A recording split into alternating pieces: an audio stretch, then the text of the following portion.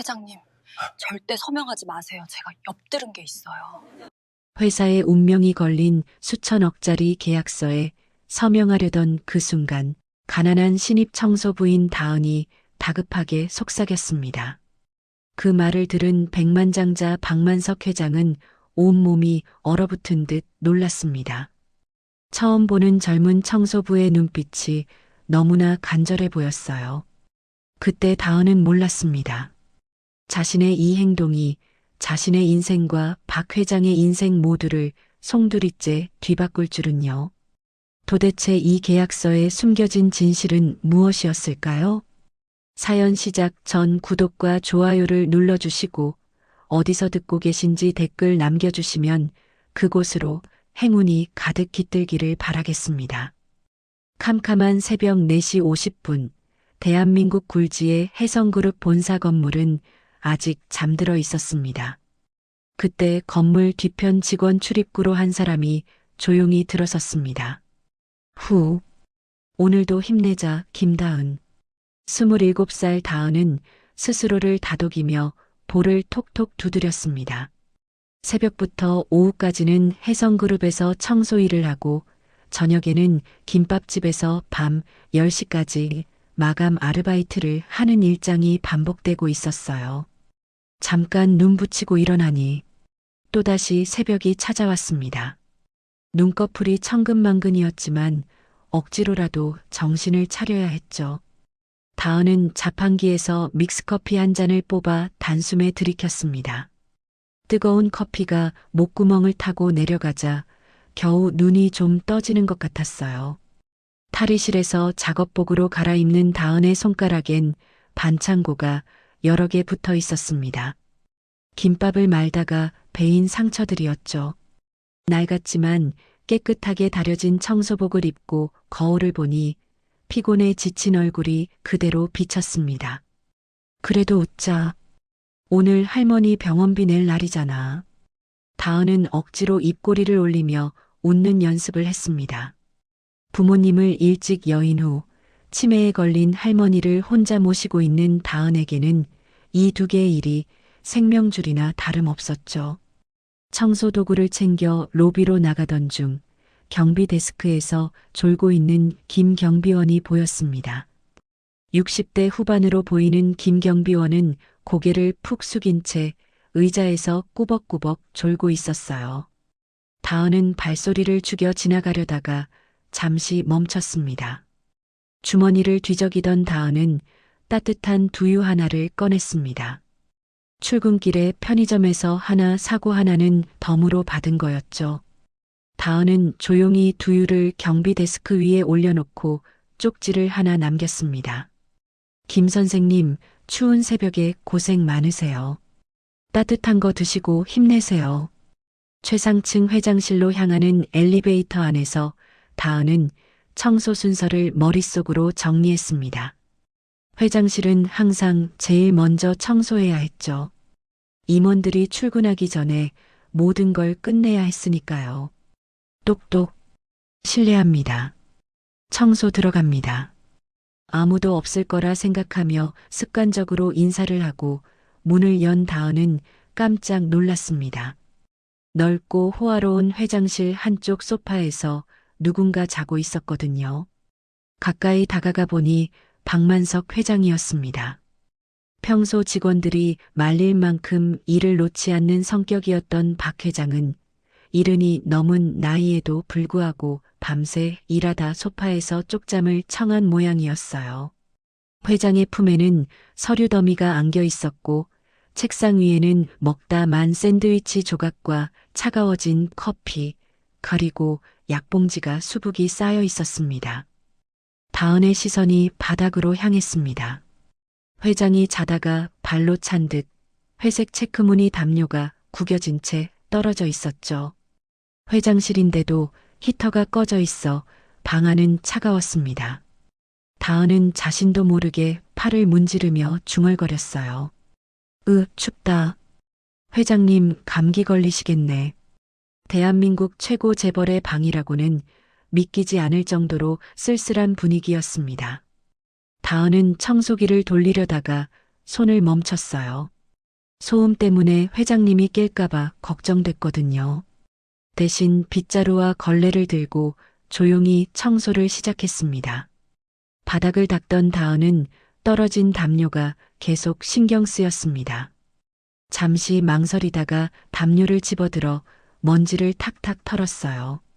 그리고는 정성스럽게 펴서 회장님의 어깨부터 발끝까지 꼼꼼하게 덮어드렸습니다. 탁자 위에 차가운 커피잔도 치웠습니다.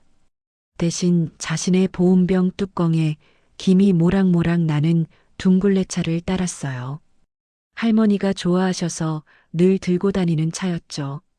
다은은 메모지를 찾아 정성스럽게 글씨를 썼습니다. 삐뚤빼뚤한 글씨였지만 진심이 담겨 있었어요. 회장님, 새벽 공기가 춥습니다. 식은 커피 드시면 배탈 나요. 따뜻한 차 드시고 힘내세요. 청소부 올림. 조용히 문을 닫고 나가는 다은의 뒤로 소파에 누워있던 만석의 눈꺼풀이 미세하게 떨렸습니다. 사실 그는 자고 있던 게 아니었어요. 너무 피곤해서 잠시 눈을 감고 있었을 뿐이었죠. 만석은 천천히 일어나 앉았습니다. 몸을 감싸고 있는 포근한 담요의 온기가 낯설었어요. 언제 마지막으로 누군가 이렇게 자신을 배려해줬던가요? 아내와 사별 후 자식들조차 돈만 바라보는 요즘, 얼굴도 모르는 청소부가 남긴 작은 배려가 그의 마음을 울렸습니다. 새로운 청소부인가? 만석은 떨리는 손으로 둥글레 차를 들어 한 모금 마셨습니다. 따뜻한 차가 목구멍을 타고 내려가자 차갑게 얼어붙었던 마음이 조금씩 녹아내리는 것 같았어요. 한편 복도로 나온 다은은 다음 청소구역으로 발걸음을 옮겼습니다. 오늘도 해야 할 일이 산더미였죠. 하지만 다은의 얼굴엔 작은 미소가 떠올라 있었어요. 누군가를 도울 수 있었다는 사실만으로도 마음이 따뜻해졌거든요. 다은은 청소 카트를 밀며 다음 사무실로 향했습니다. 아직 어두운 복도엔 다은의 발자국 소리만 조용히 울려 퍼졌죠. 그렇게 평범한 하루가 시작되는 줄만 알았습니다. 하지만 이 작은 배려가 앞으로 다은의 인생을 완전히 바꿔놓을 거라는 건 아무도 예상하지 못했어요. 다은은 청소 카트를 밀고 전무실로 향했습니다. 복도는 여전히 조용했고 창밖은 아직 어둑했죠. 실례합니다. 청소 들어갑니다. 전무실은 회장실과는 사뭇 다른 분위기였어요. 박철우 전무는 박만석 회장의 하나뿐인 조카였죠. 책상 위는 박 전무의 성격을 그대로 보여주듯 칼같이 정돈되어 있었습니다. 서류 한 장도 삐뚤어진 게 없었고 펜 하나도 제자리에 가지런히 놓여 있었죠. 다은은 먼지 하나 남기지 않으려고 꼼꼼하게 책상을 닦기 시작했습니다. 그런데 차갑기만 한 전무실에서 유일하게 따뜻한 느낌을 주는 것이 하나 있었어요. 바로 책상 한쪽에 놓인 액자 속 사진이었죠. 와, 정말 예쁘다. 다은은 나도 모르게 감탄했습니다. 사진 속에는 20살쯤 되어 보이는 젊은 여성이 환하게 웃고 있었어요. 전무의 딸이 분명했죠. 유학을 간다고 들었는데 아버지를 많이 닮은 예쁜 얼굴이었습니다. 유학 간 딸 보고 싶으시겠다. 다은은 액자를 조심스럽게 들어 올려 깨끗이 닦았습니다. 유리에 묻은 지문 하나까지 말끔히 지우고 제자리에 놓았어요. 누군가의 소중한 사람을 대하는 마음으로 정성을 다했죠. 책상을 정리하던 다은의 눈길이 이번에는 전무실 한쪽 벽에 있는 커다란 연간 달력에 닿았습니다. 그 달력에는 이상한 점이 하나 있었죠. 1년 365일 중 딱 2날짜만 빨간색 펜으로 동그라미가 쳐져 있었습니다. 하나는 10월 23일, 조그맣게 생일이라고 적힌 글씨. 전무 본인의 생일인 것 같았습니다. 그리고 11월 12일, 빨간색 펜으로 동그라미가 여러 번 그려져 있었어요.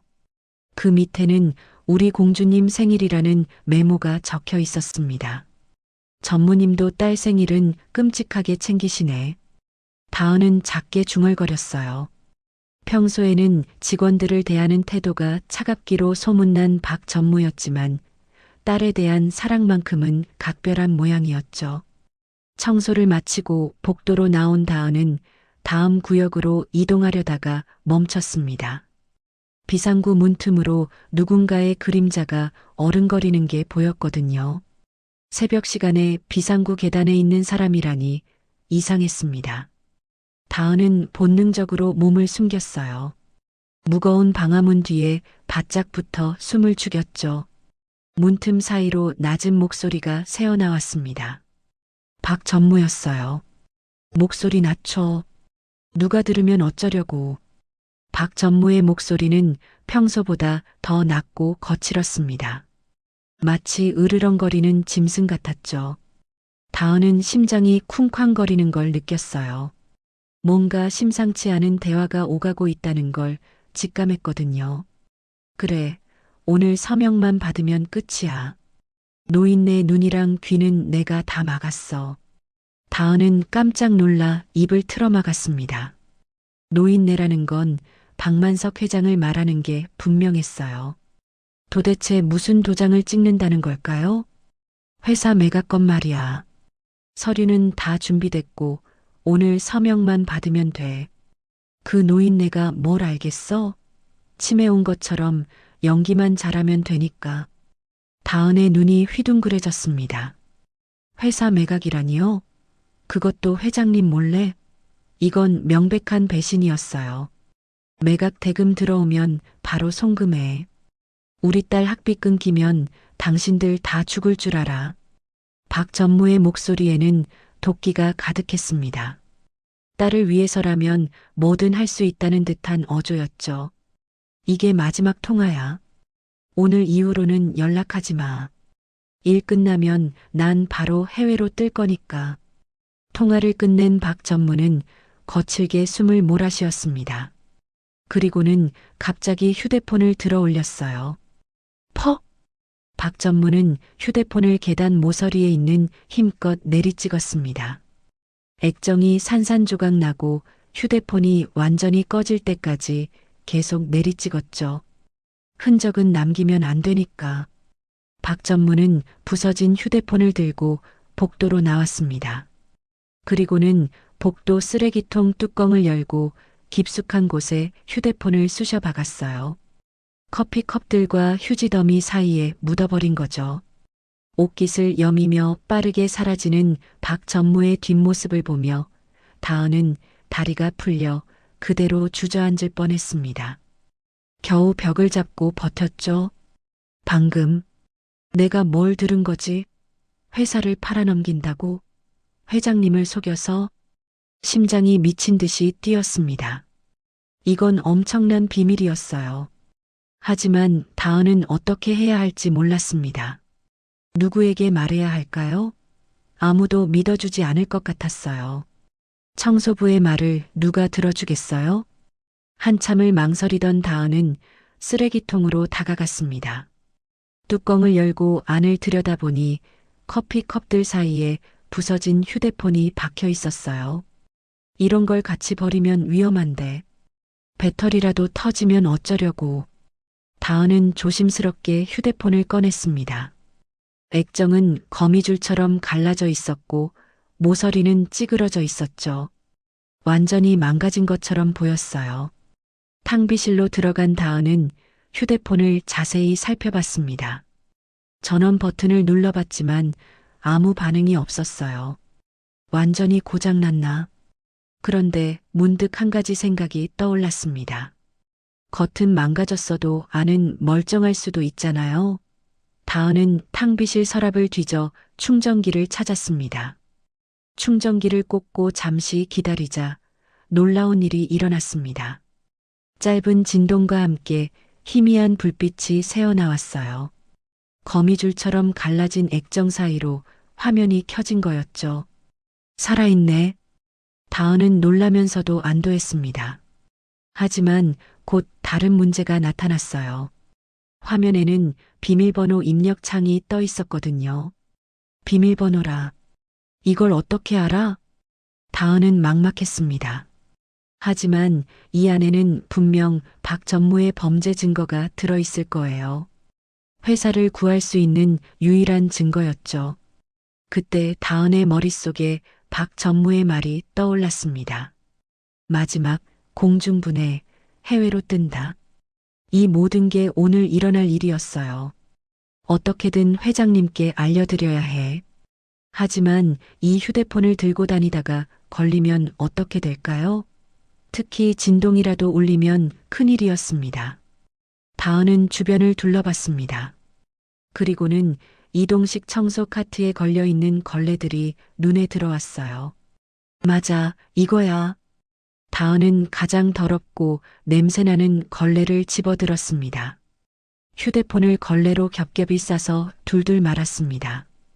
그리고는 청소 카트 맨 밑바닥 걸레 수거함 가장 깊숙한 곳에 찔러 넣었어요. 다른 더러운 걸레들로 위를 덮으니 완벽했죠. 아무도 내 더러운 걸레통은 뒤지지 않을 거야.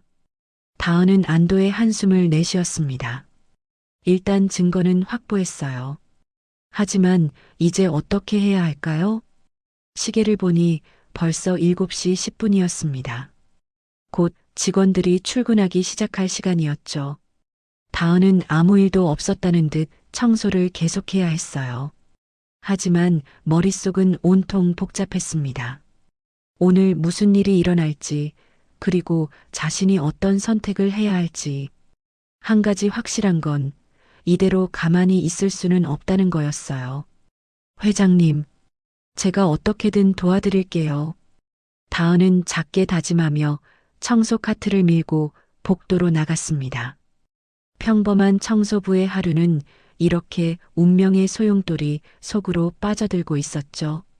그 이후로도 다은은 아무렇지 않은 척 평소처럼 청소를 계속했습니다.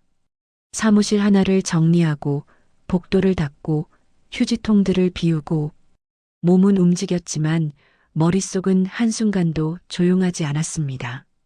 서명식, 아마 10시쯤 시작일 텐데.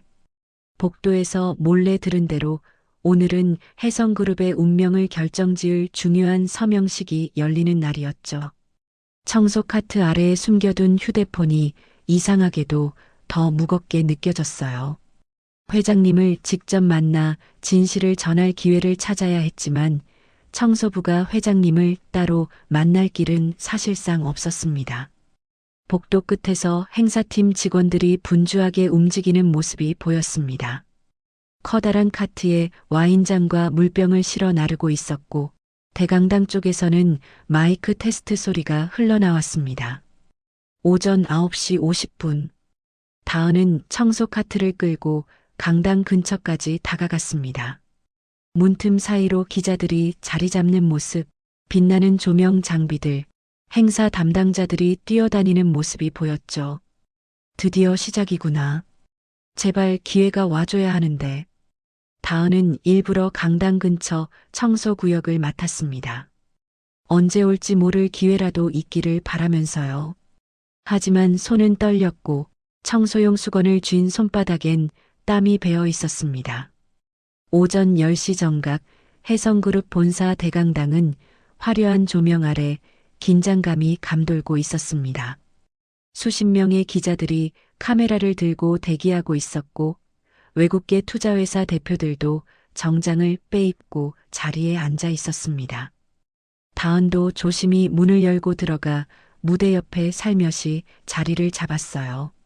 신사숙녀 여러분, 지금부터 혜성그룹과 글로벌 인베스트먼트 간의 전략적 제휴 서명식을 진행하겠습니다. 사회자의 목소리가 마이크를 통해 울려 퍼졌어요. 단상 위에는 만석이 위엄 있게 앉아 있었고 단상 뒤에는 박철우 전무가 서 있었습니다. 박 전무의 얼굴엔 감출 수 없는 흥분이 서려 있었죠. 오늘만 되면 모든 게 끝날 테니까요. 한편 무대 옆에서 다은과 함께 대기하던 20살 남짓한 아르바이트생이 은쟁반을 들고 긴장한 표정으로 서 있었습니다. 쟁반 위에는 서명 식후 건배를 위한 고급 와인 2잔이 놓여 있었죠. 붉은색 와인이 수정잔 속에서 루비처럼 빛나고 있었어요. 자, 이제 들어가세요. 행사 담당자의 신호에 아르바이트생은 조심스럽게 발걸음을 옮겼습니다. 수많은 시선이 단상으로 집중되는 가운데 그는 떨리는 손으로 쟁반을 꼭 잡고 테이블로 다가갔어요. 바로 그때였습니다. 찰칵, 찰칵. 수십 대의 카메라 플래시가 일제히 터졌어요. 갑작스러운 섬광에 아르바이트생은 순간 눈이 부셔 움찔했습니다. 그리고 다음 발걸음을 내딛는 순간, 바닥에 대충 테이핑된 굵은 마이크 선에 발이 걸렸습니다.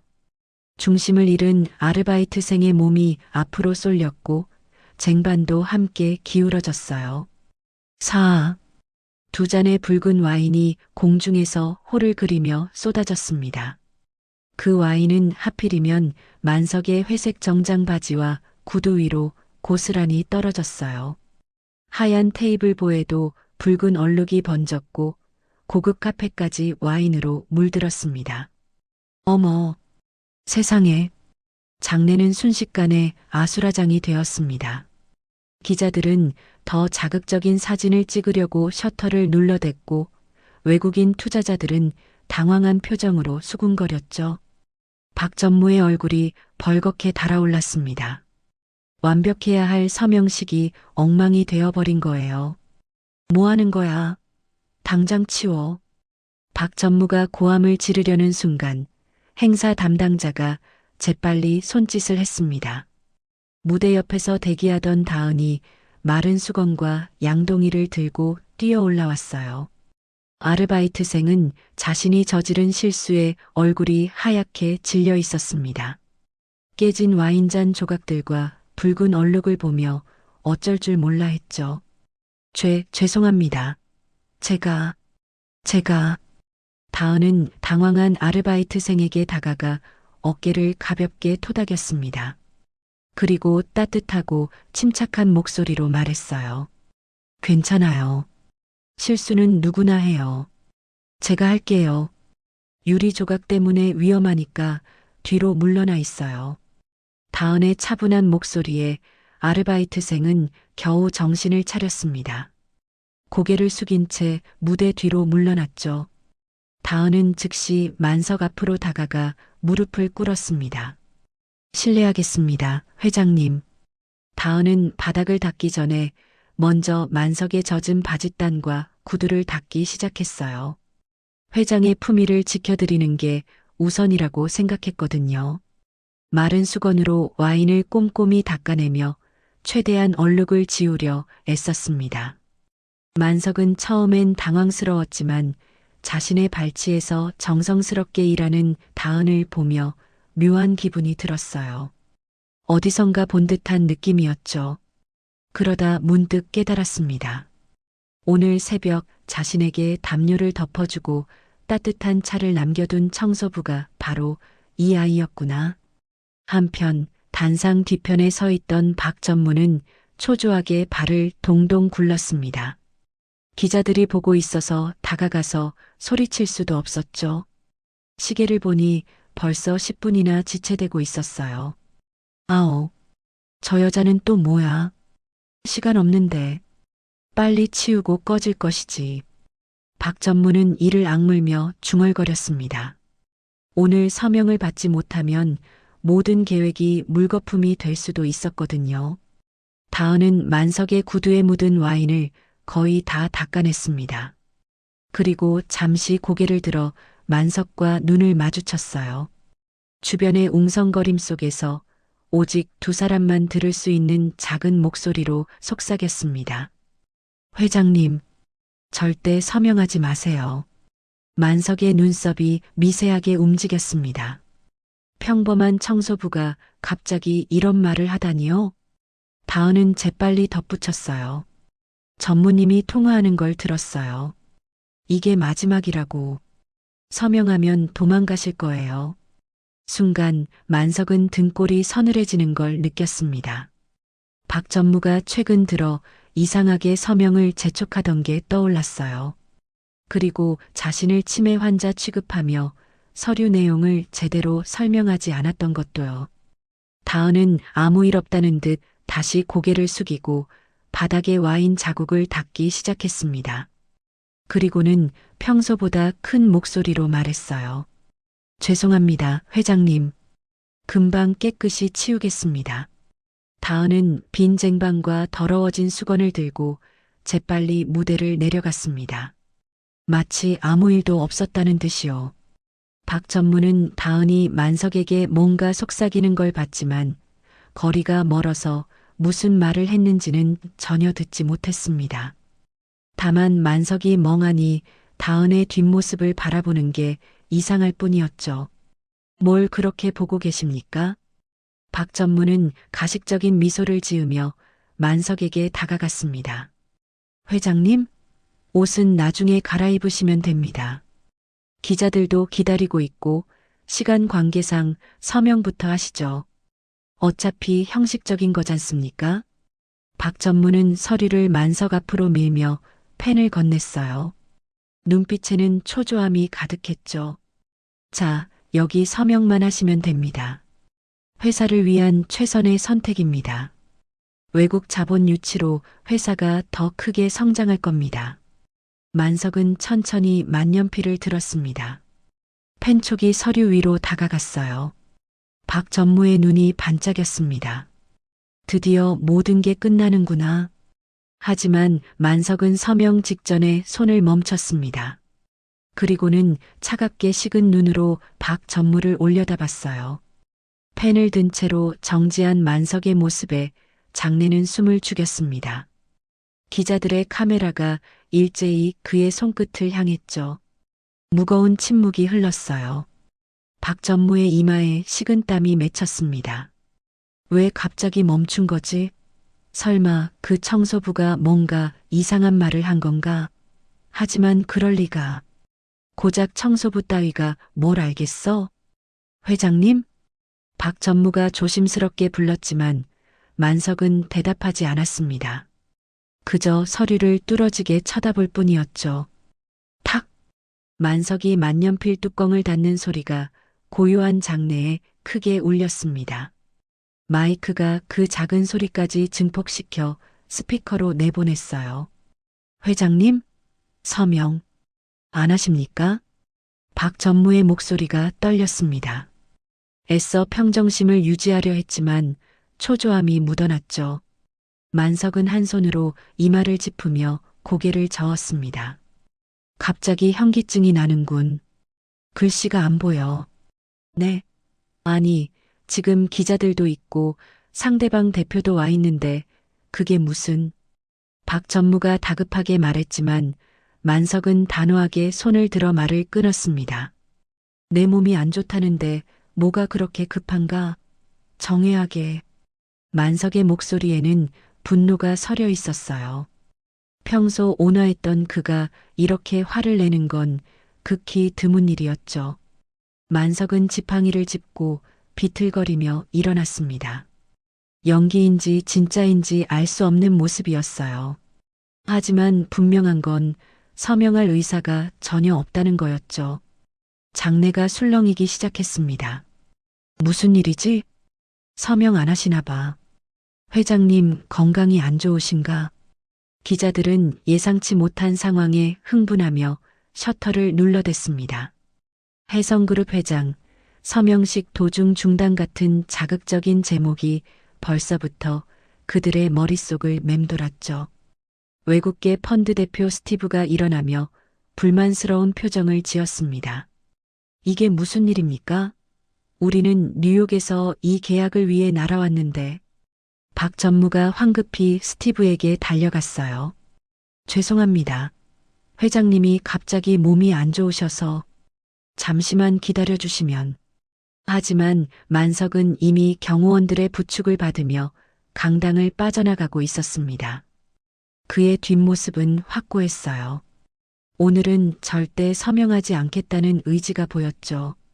무대 한쪽에서 이 광경을 지켜보던 다은은 안도의 한숨을 내쉬었습니다. 일단 서명은 막았어요. 하지만 이게 끝이 아니라는 걸 알고 있었죠. 박 전무가 가만히 있을 리 없으니까요. 다은은 청소 카트를 밀고 천천히 강당을 빠져나갔습니다. 카트 밑바닥 깊숙한 곳에 숨겨둔 휴대폰의 무게가 천근처럼 느껴졌어요. 하지만 후회는 없었습니다. 다은은 옳은 일을 했다고 믿었으니까요. 이제 남은 건 이 위험한 증거를 어떻게 지켜낼 것인가 하는 문제였죠. 한편 박 전무는 당황해서 어쩔 줄 몰랐습니다. 완벽하게 준비한 계획이 와인 한 잔 때문에 엉망이 되다니요. 아니, 정말 와인 때문일까요? VIP 대기실로 향하는 복도에서 박 전무는 스티브와 다른 투자자들에게 연신 고개를 숙였습니다. 정말 죄송합니다. 회장님이 연세가 있으셔서 요즘 기억력도 좀 오락가락하시고 치매 기운이 있으셔서 박 전무는 일부러 치매라는 단어를 강조했어요. 나중에 법적 문제가 생기면 이용할 수 있을 거라 생각했거든요. 내일 다시 자리를 만들겠습니다.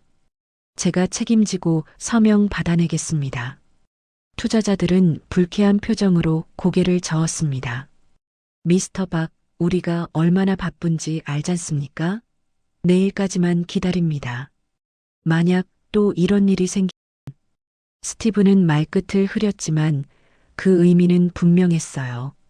계약이 파기될 거라는 협박이었죠.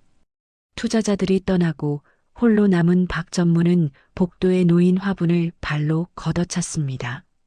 젠장! 화분이 쓰러지며 흙이 쏟아졌어요.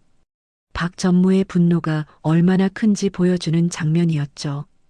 그는 주먹을 불끈 쥐며 생각에 잠겼습니다.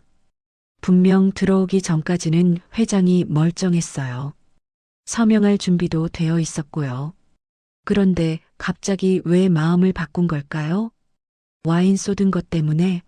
아니야, 그 정도로 화낼 사람이 아니야. 박 전무의 머릿속에 한 장면이 스쳐 지나갔습니다. 바닥에 무릎 꿇고 있던 청소부. 회장의 구두를 닦으며 뭔가 속삭이던 모습.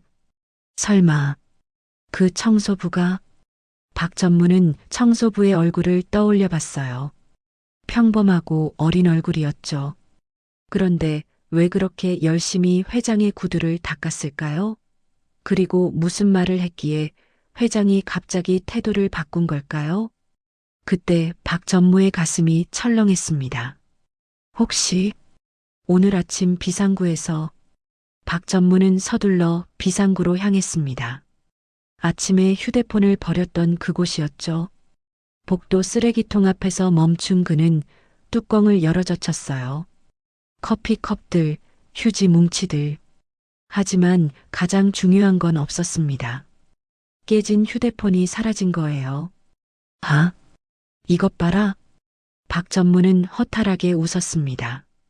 누군가 가져간 게 분명했어요. 청소부들이 쓰레기를 치웠을 수도 있지만 그의 직감은 다른 걸 가리키고 있었죠. 박 전무는 즉시 휴대폰을 꺼내 보안팀장에게 전화를 걸었습니다. 나야. 보안팀장. 네, 전무님. 아까 행사장에서 청소하던 여자 있었지? 와인 닦던 애 말이야. 네, 기억합니다. 지금 당장 CCTV 확인해봐. 오늘 아침 6시부터 지금까지 그 여자가 어디서 뭘 했는지 전부 다. 박 전무의 목소리는 낮고 차가웠어요. 특히 비상구 쪽이랑 2층 복도 쓰레기통 근처를 중점적으로 봐. 뭔가 이상한 행동이 없었는지. 알겠습니다. 근데 무슨 일이? 말 말고 빨리 확인해. 그리고 박 전무는 잠시 말을 멈췄다가 덧붙였어요. 내 물건을 가져간 것 같으니까 찾으면 조용히. 아주 조용히 내 방으로 데려와. 전화를 끊은 박 전무는 주머니에서 지갑을 꺼내 만지작거렸습니다. 머릿속으로는 벌써 다음 시나리오를 짜고 있었죠. 만약 그 청소부가 내 휴대폰을 가져갔다면 도둑으로 몰면 되지. 박전무의 입가에 차가운 미소가 번졌어요. 고작 청소부 하나쯤이야 얼마든지 처리할 수 있었으니까요. 한편 그 시각 다은은 화장실에서 손을 씻고 있었습니다. 와인을 닦느라 손에 묻은 붉은 얼룩을 지우면서도 계속 가슴이 두근거렸어요. 회장님이 내 말을 믿어주신 걸까? 서명을 안 하신 걸 보니 다은은 거울에 비친 자신의 모습을 봤습니다. 평범한 청소부의 모습이었죠. 하지만 청소 카트 밑바닥엔 회사의 운명을 바꿀 폭탄이 들어 있었어요. 이제 박 전무가 가만히 있지 않을 거야. 휴대폰이 사라진 걸 알면. 다은은 손을 닫고 밖으로 나왔습니다. 복도에는 아까와 달리 긴장감이 감돌고 있었어요. 직원들이 수군거리는 소리가 들렸죠. 서명식이 취소됐대. 회장님이 갑자기 나가셨다던데? 무슨 일이 있었나 봐. 다은은 아무 일 없다는 듯 청소 카트를 밀고 다음 구역으로 향했습니다. 하지만 등 뒤에서 느껴지는 시선이 있었어요. 복도 끝에서 박 전무가 그녀를 지켜보고 있었거든요. 사냥감을 노리는 맹수처럼 차갑고 날카로운 눈빛으로. 다은은 그 시선을 느꼈지만 애써 모른 척했습니다. 평소처럼 자연스럽게 행동해야 했어요. 조금이라도 수상한 모습을 보이면 끝이니까요. 괜찮아. 아무도 내 더러운 걸레통은 안 뒤질 거야. 다은은 스스로를 다독이며 엘리베이터를 탔습니다. 하지만 그녀는 몰랐어요. 박 전무가 이미 그물을 치기 시작했다는 걸. 그리고 그 그물은 생각보다 훨씬 더 촘촘하고 위험하다는 걸 말이죠. 폭풍의 전조가 시작되고 있었습니다. 다은은 아직 모르고 있었지만 곧 그녀의 인생에서 가장 위험한 순간이 찾아올 거예요. 복도 구석에서 묵묵히 대걸레질을 하던 다은은 고개를 들었습니다. 검은 양복을 입은 남자 3명이 자신을 향해 걸어오고 있었어요. 보안팀장과 직원 2명이었죠.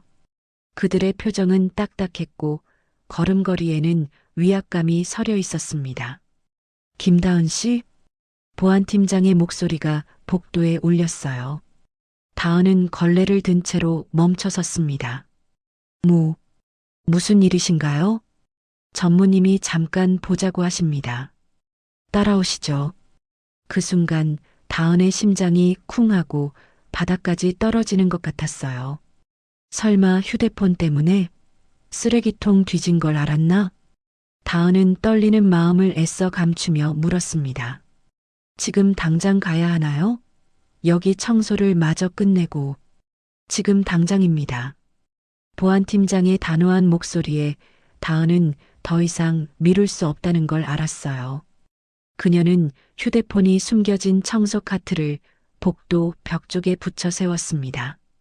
네. 청소 카트만 여기 두고 가도 될까요? 빨리 가시죠.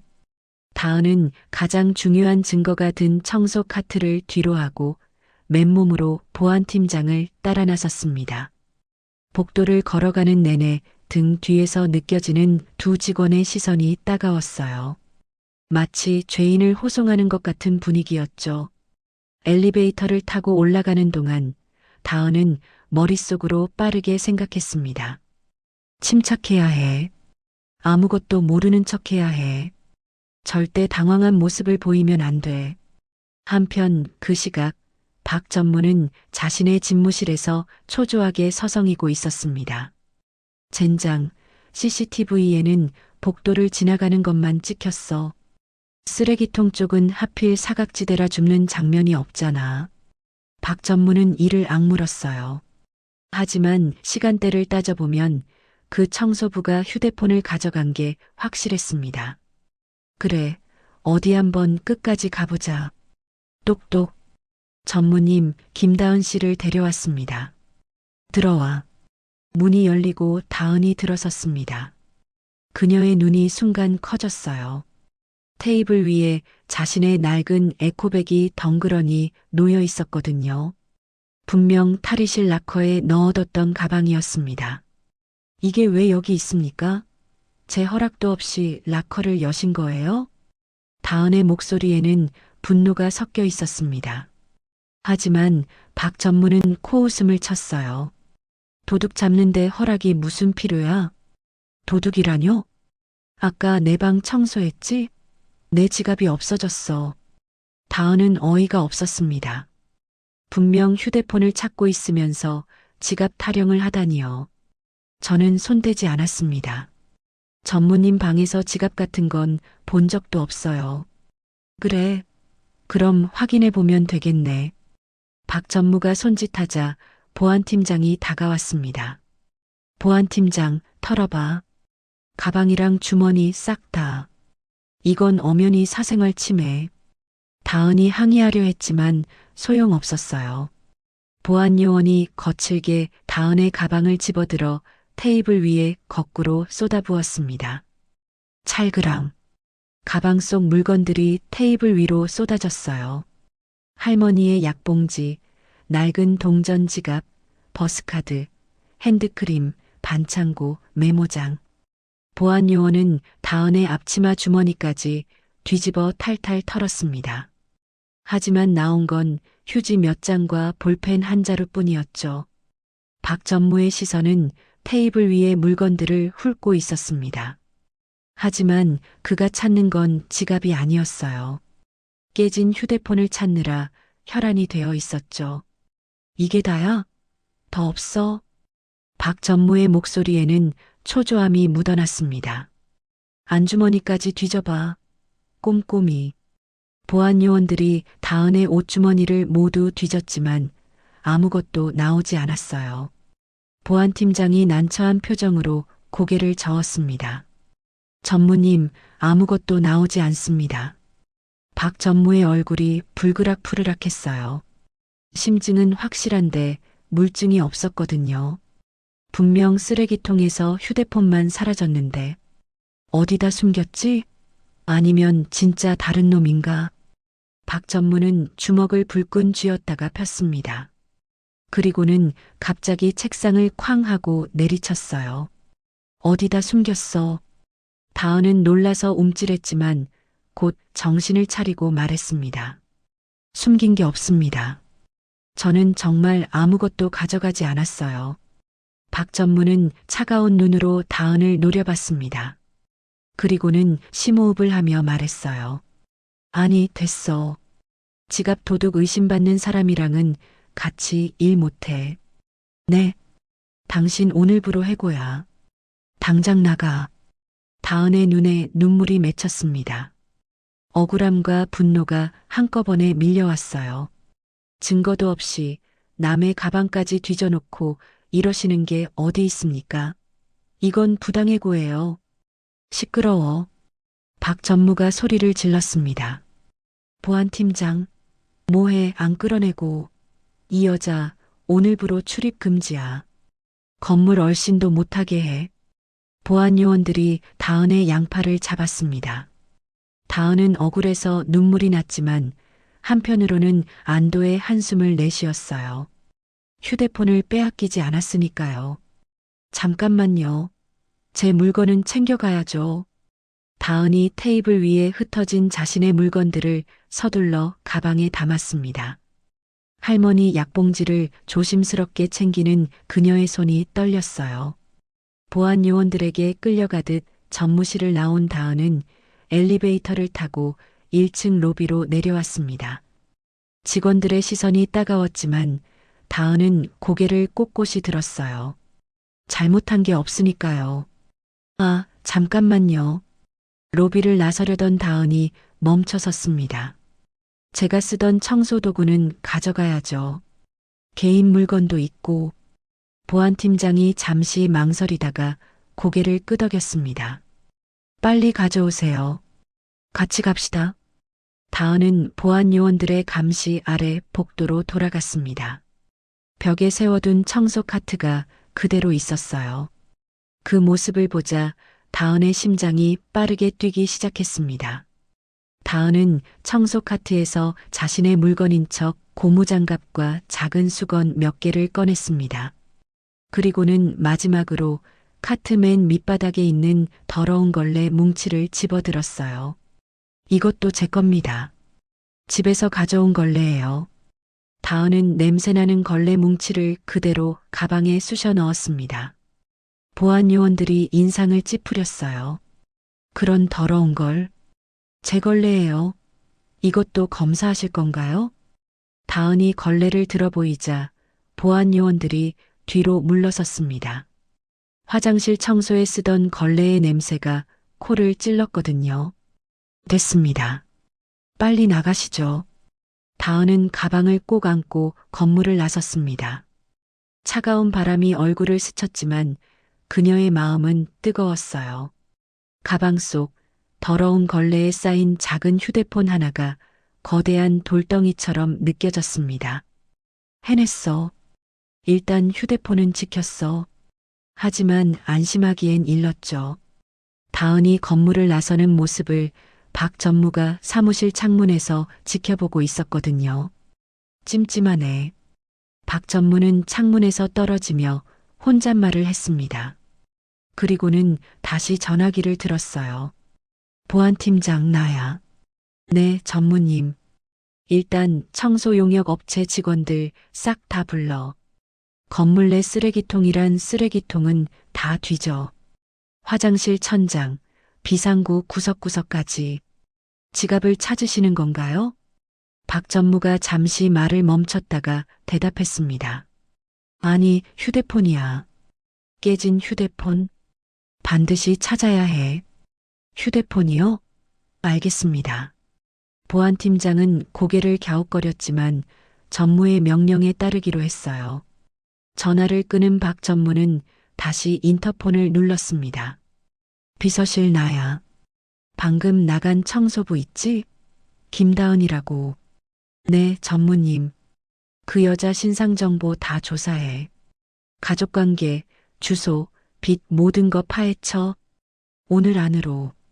박 전무의 눈이 차갑게 빛났습니다. 물증은 없어도 그의 직감은 확실했어요. 그 청소부가 뭔가 알고 있다는 것을. 도망칠 곳은 없어. 반드시 찾아낼 거야. 한편 회사를 나온 다은은 근처 공원 벤치에 주저앉았습니다. 이제야 실감이 났어요. 하루아침에 직장을 잃었다는 게. 할머니 병원비는 어떻게 하지? 다은은 한숨을 내쉬었습니다. 오전 청소 일을 잃었으니 이제 저녁 김밥집 아르바이트 하나로는 생활이 불가능했어요. 하지만 포기할 수는 없었습니다. 다은은 가방에서 조심스럽게 걸레 뭉치를 꺼냈어요. 그리고 살짝 벌려서 안을 확인했습니다. 깨진 액정 사이로 희미한 불빛이 새어나오고 있었죠. 이걸로 회장님을 도울 수 있다면. 다은은 다시 걸레로 휴대폰을 꼼꼼히 싸서 가방 깊숙이 넣었습니다. 그리고는 자리에서 일어났어요. 일단 집에 가서 안전한 곳에 숨겨둬야겠다. 그리고는 버스 정류장으로 향했어요. 떨리는 마음이었지만 김밥집 아르바이트는 가야 했으니까요. 아르바이트를 마친 다은은 밤 11시가 넘어서야 집에 도착했습니다. 오래되고 낡은 다세대 주택 1층이었어요.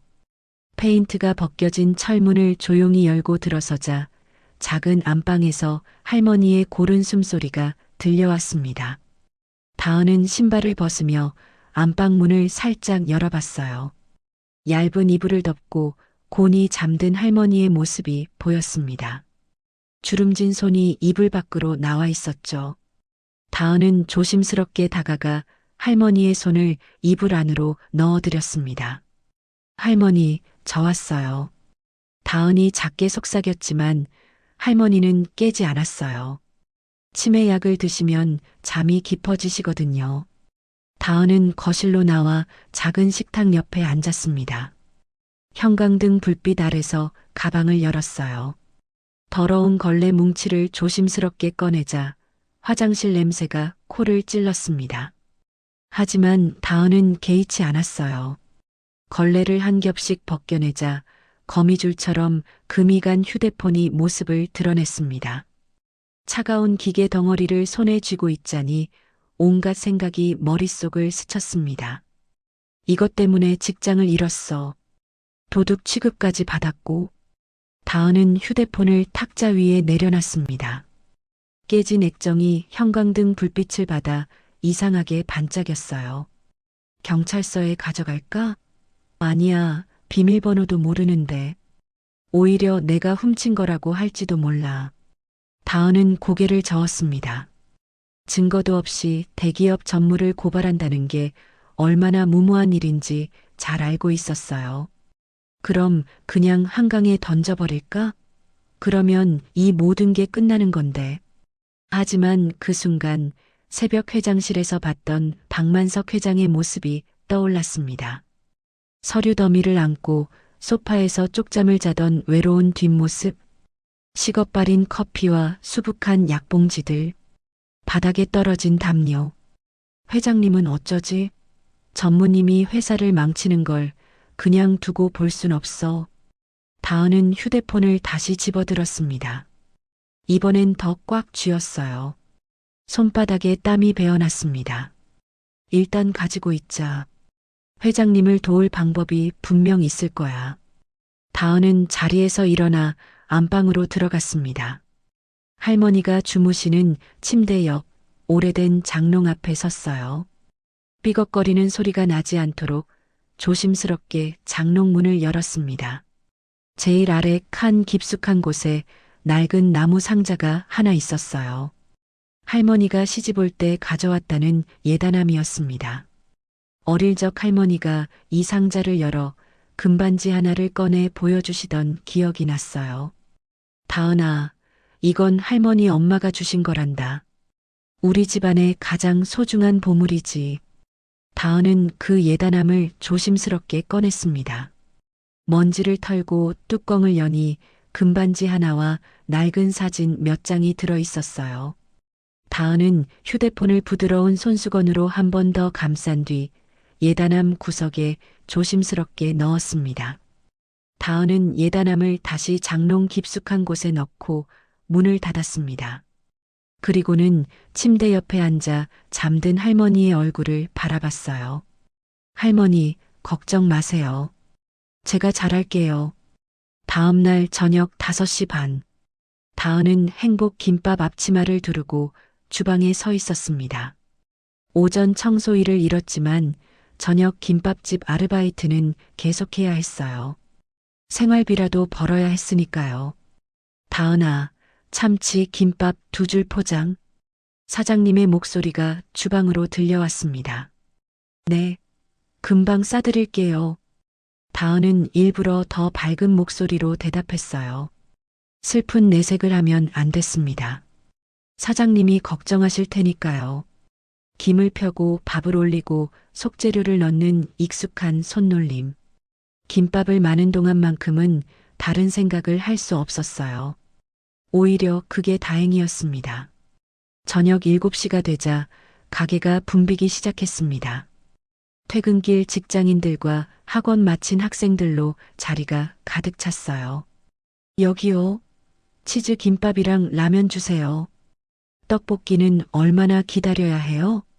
다은은 쉴 틈 없이 주문을 받고 음식을 나르며 정신없이 움직였습니다. 땀이 이마에 송글송글 맺혔어요. 저녁 7시 반쯤 되었을 때였습니다. 띵그랑. 문이 열리는 소리에 다은이 고개를 들었어요. 어서 오세요. 습관적으로 인사를 하던 다은의 목소리가 멈췄습니다. 가게 안으로 들어온 손님 때문이었어요. 낡은 등산 점퍼를 입고 야구 모자를 푹 눌러 쓴 노신사였습니다. 언뜻 보면 평범한 할아버지 같았지만 다은은 그 걸음걸이를 알아봤어요. 등을 곧게 펴고 걷는 자세, 지팡이를 짚는 품격 있는 손놀림. 회장님? 다은은 깜짝 놀라 물컵을 떨어뜨릴 뻔했습니다. 회장님이 왜 여기에? 그것도 이런 초라한 차림으로? 만석은 다은과 눈이 마주치자 검지를 입술에 갖다 댔습니다.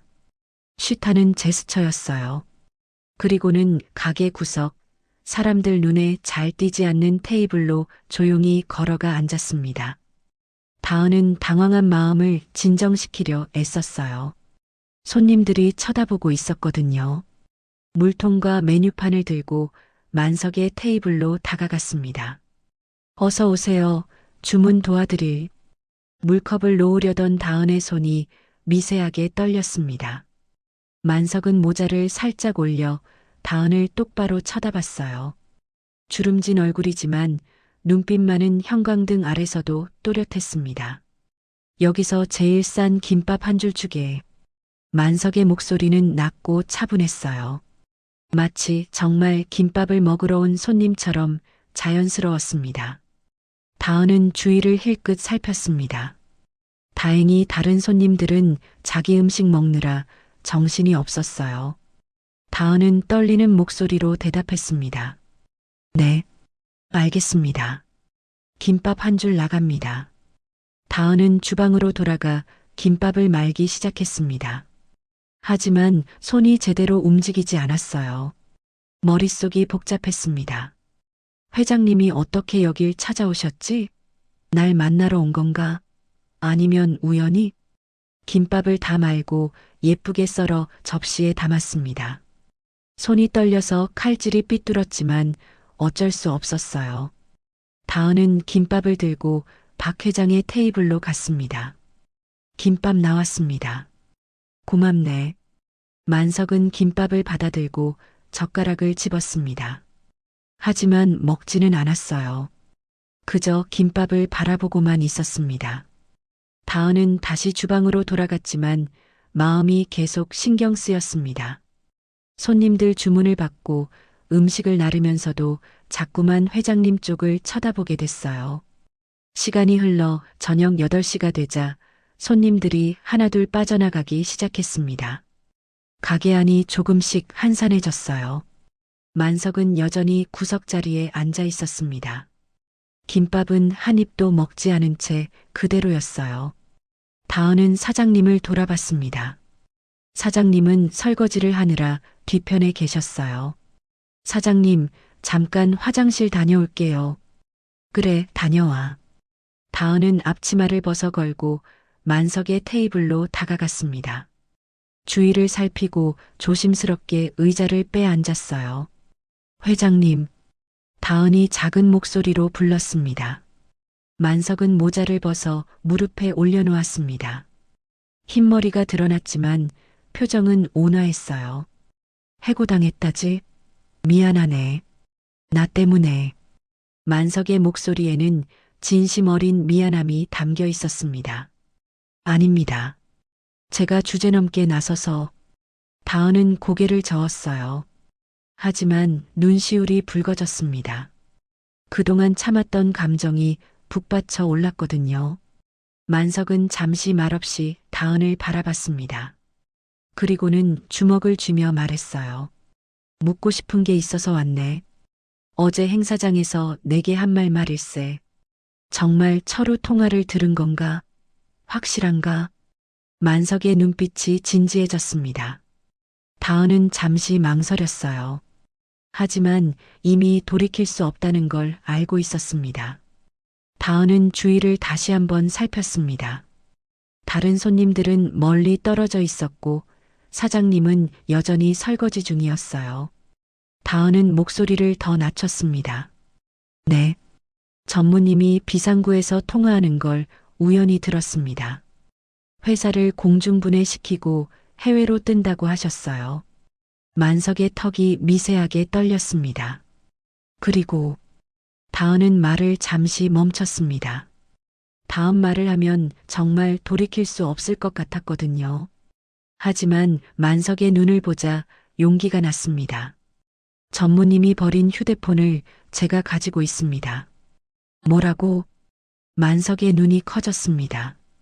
테이블 위를 짚은 손에 힘이 들어갔어요. 쓰레기통에서 주웠습니다. 전무님이 직접 부수고 버리신 거예요.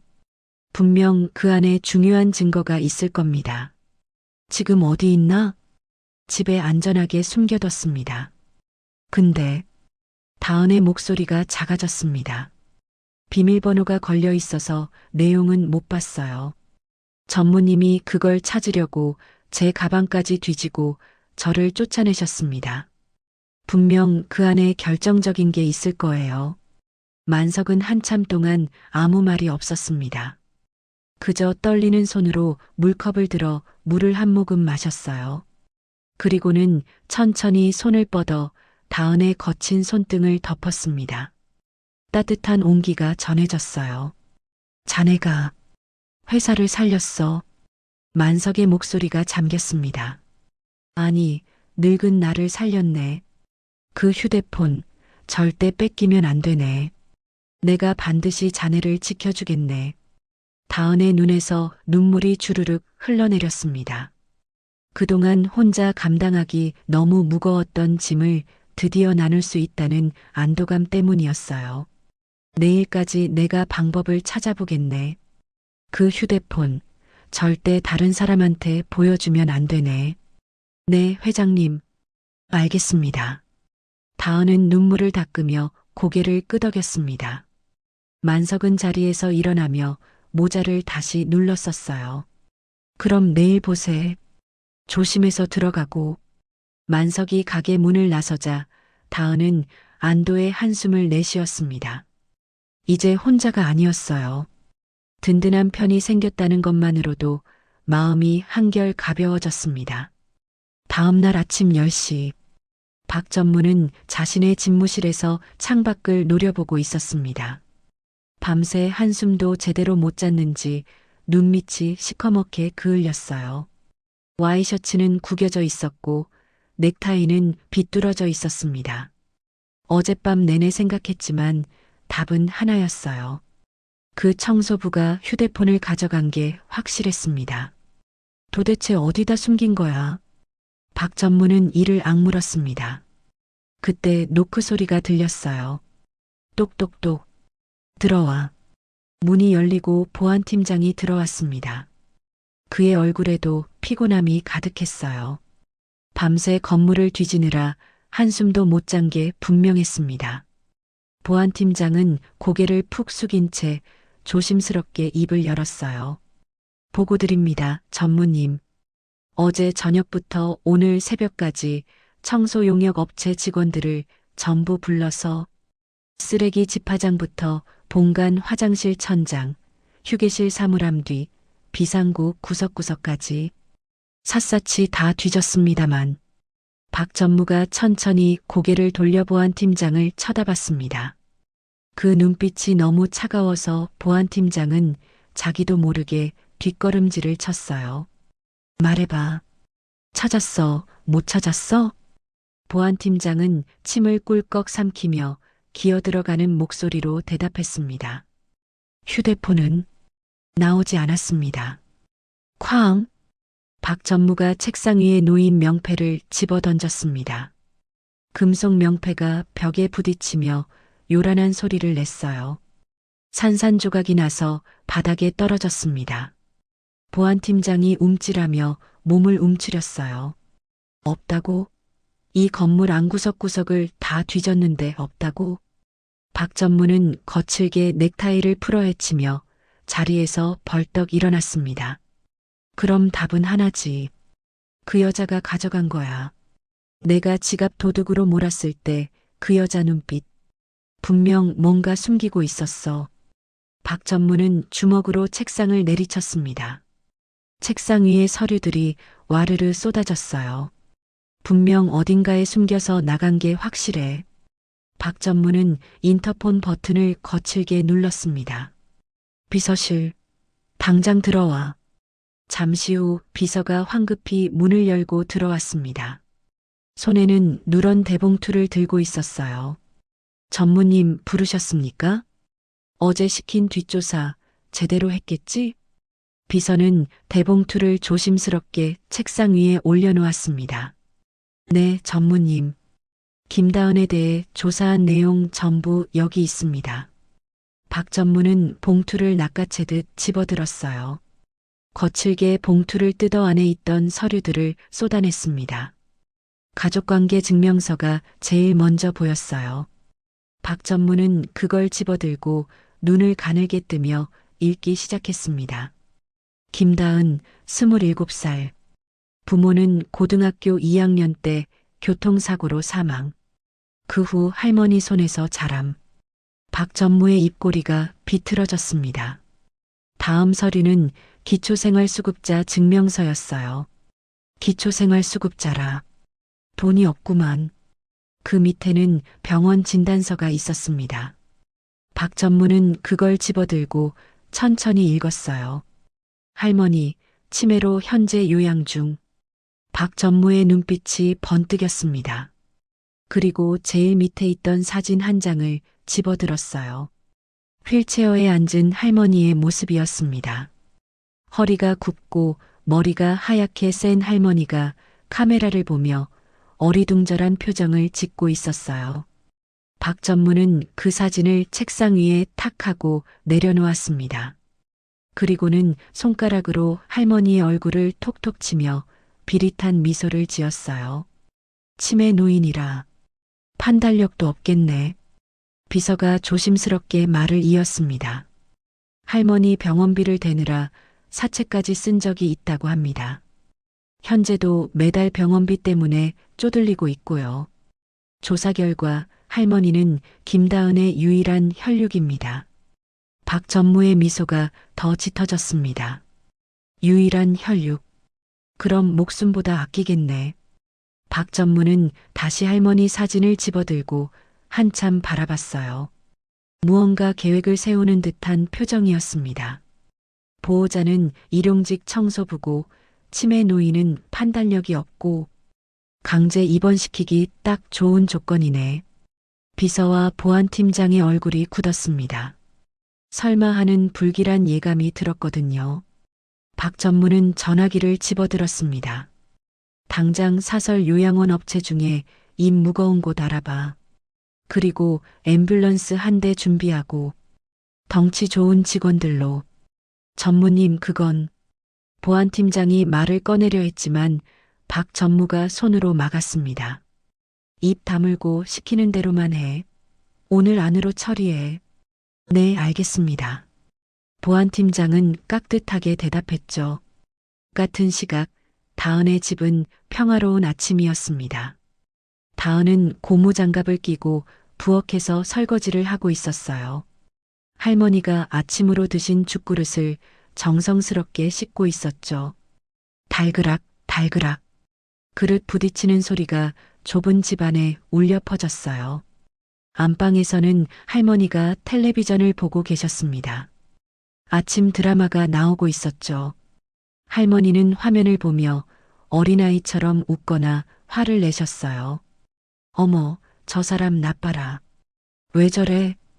할머니의 목소리가 안방에서 들려왔습니다.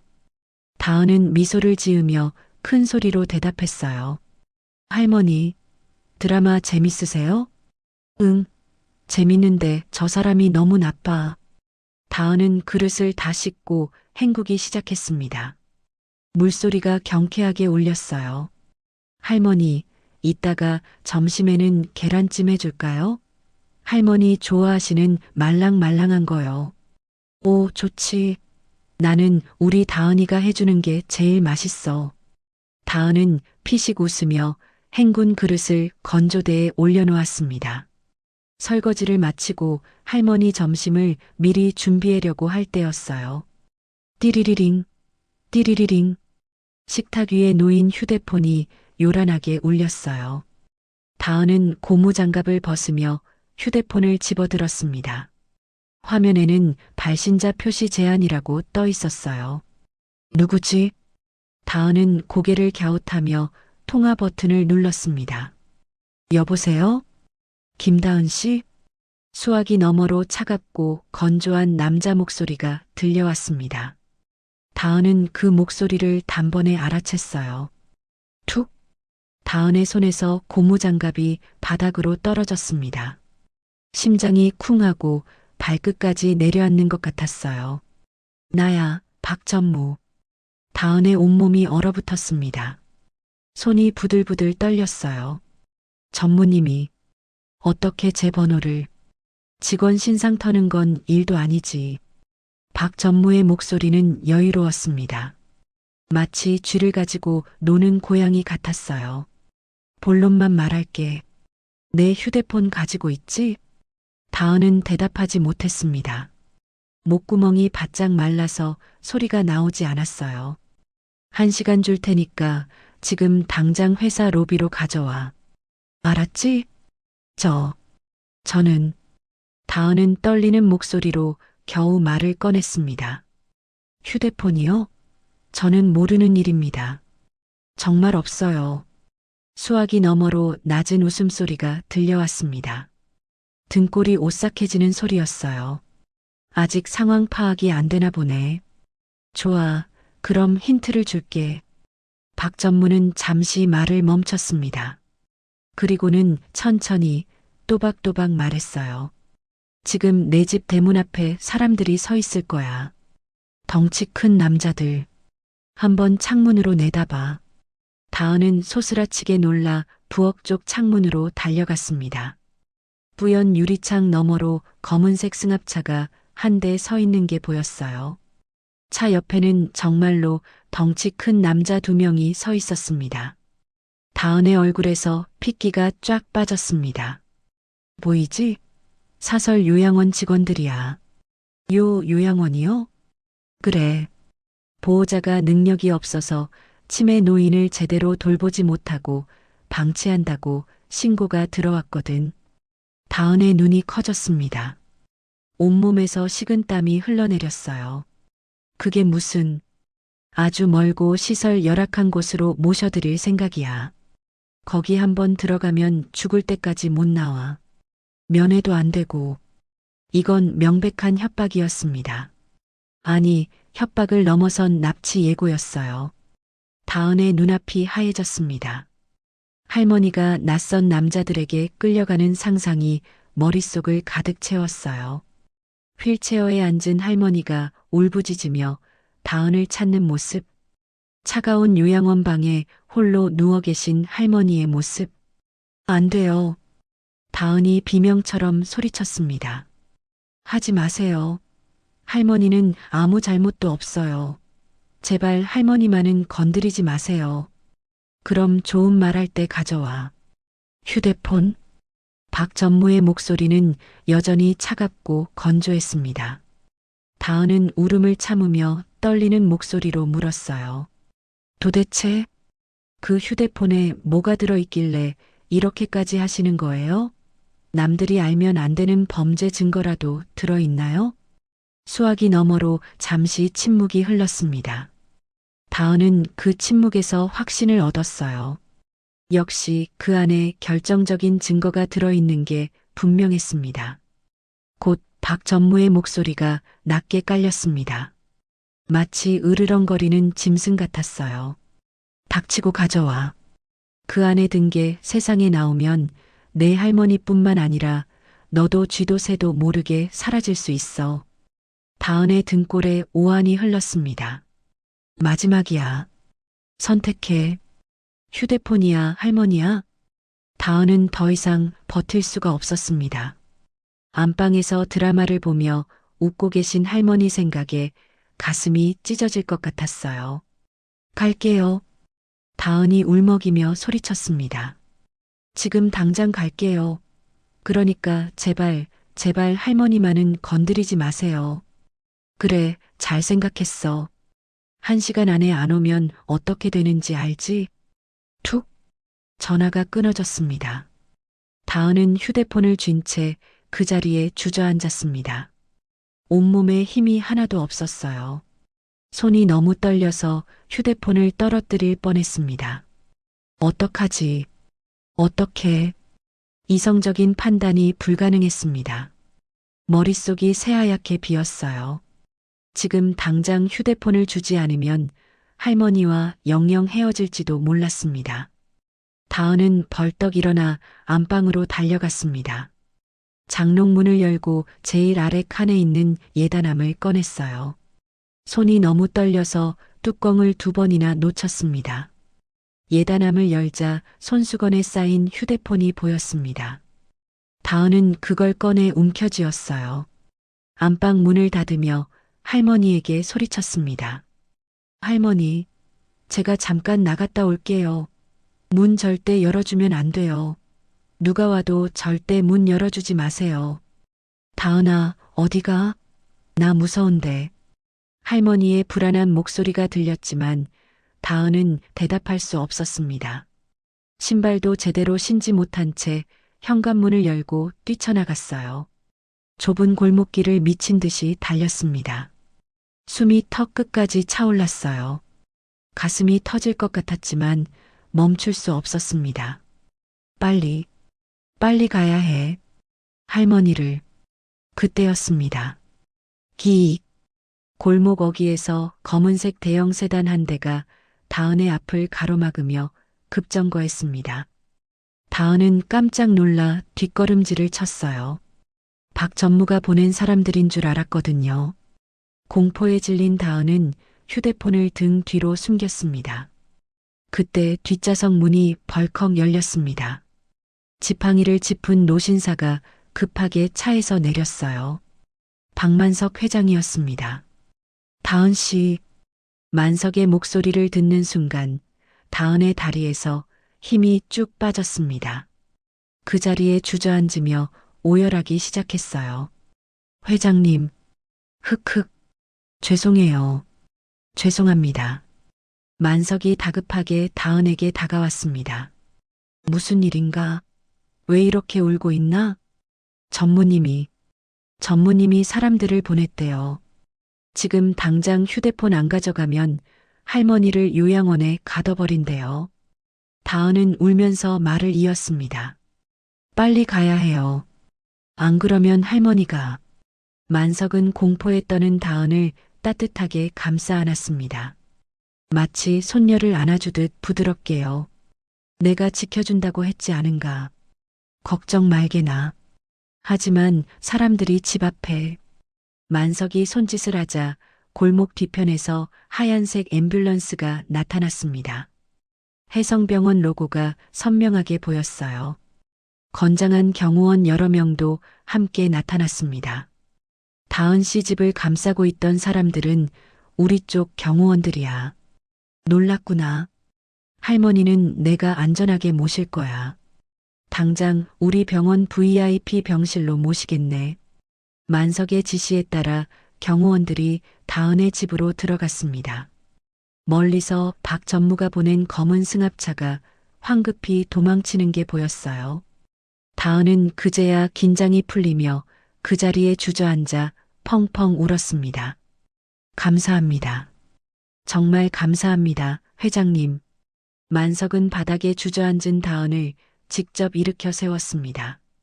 그리고 옷에 묻은 흙을 털어주며 말했어요. 가족을 지키려는 마음, 내가 왜 모르겠나. 자네 잘못이 아니네. 늦지 않아서 다행이야. 만석은 다은의 손에 들린 휴대폰을 바라보며 묵직하게 말했습니다. 자, 이제 잘못된 것을 바로잡으러 가자꾸나. 박철우, 절대 가만두지 않겠네. 만석은 다은의 손을 꼭 잡았습니다. 그 따뜻한 온기가 다은에게 힘을 주었어요. 다은은 눈물을 닦으며 고개를 끄덕였습니다. 만석의 차를 타고 해성그룹 본사로 향했어요. 같은 시각 해성그룹 대회의실. 오전 11시. 회의실 안은 수십 명의 주주와 이사들로 가득 찼습니다. 분위기가 무거웠어요.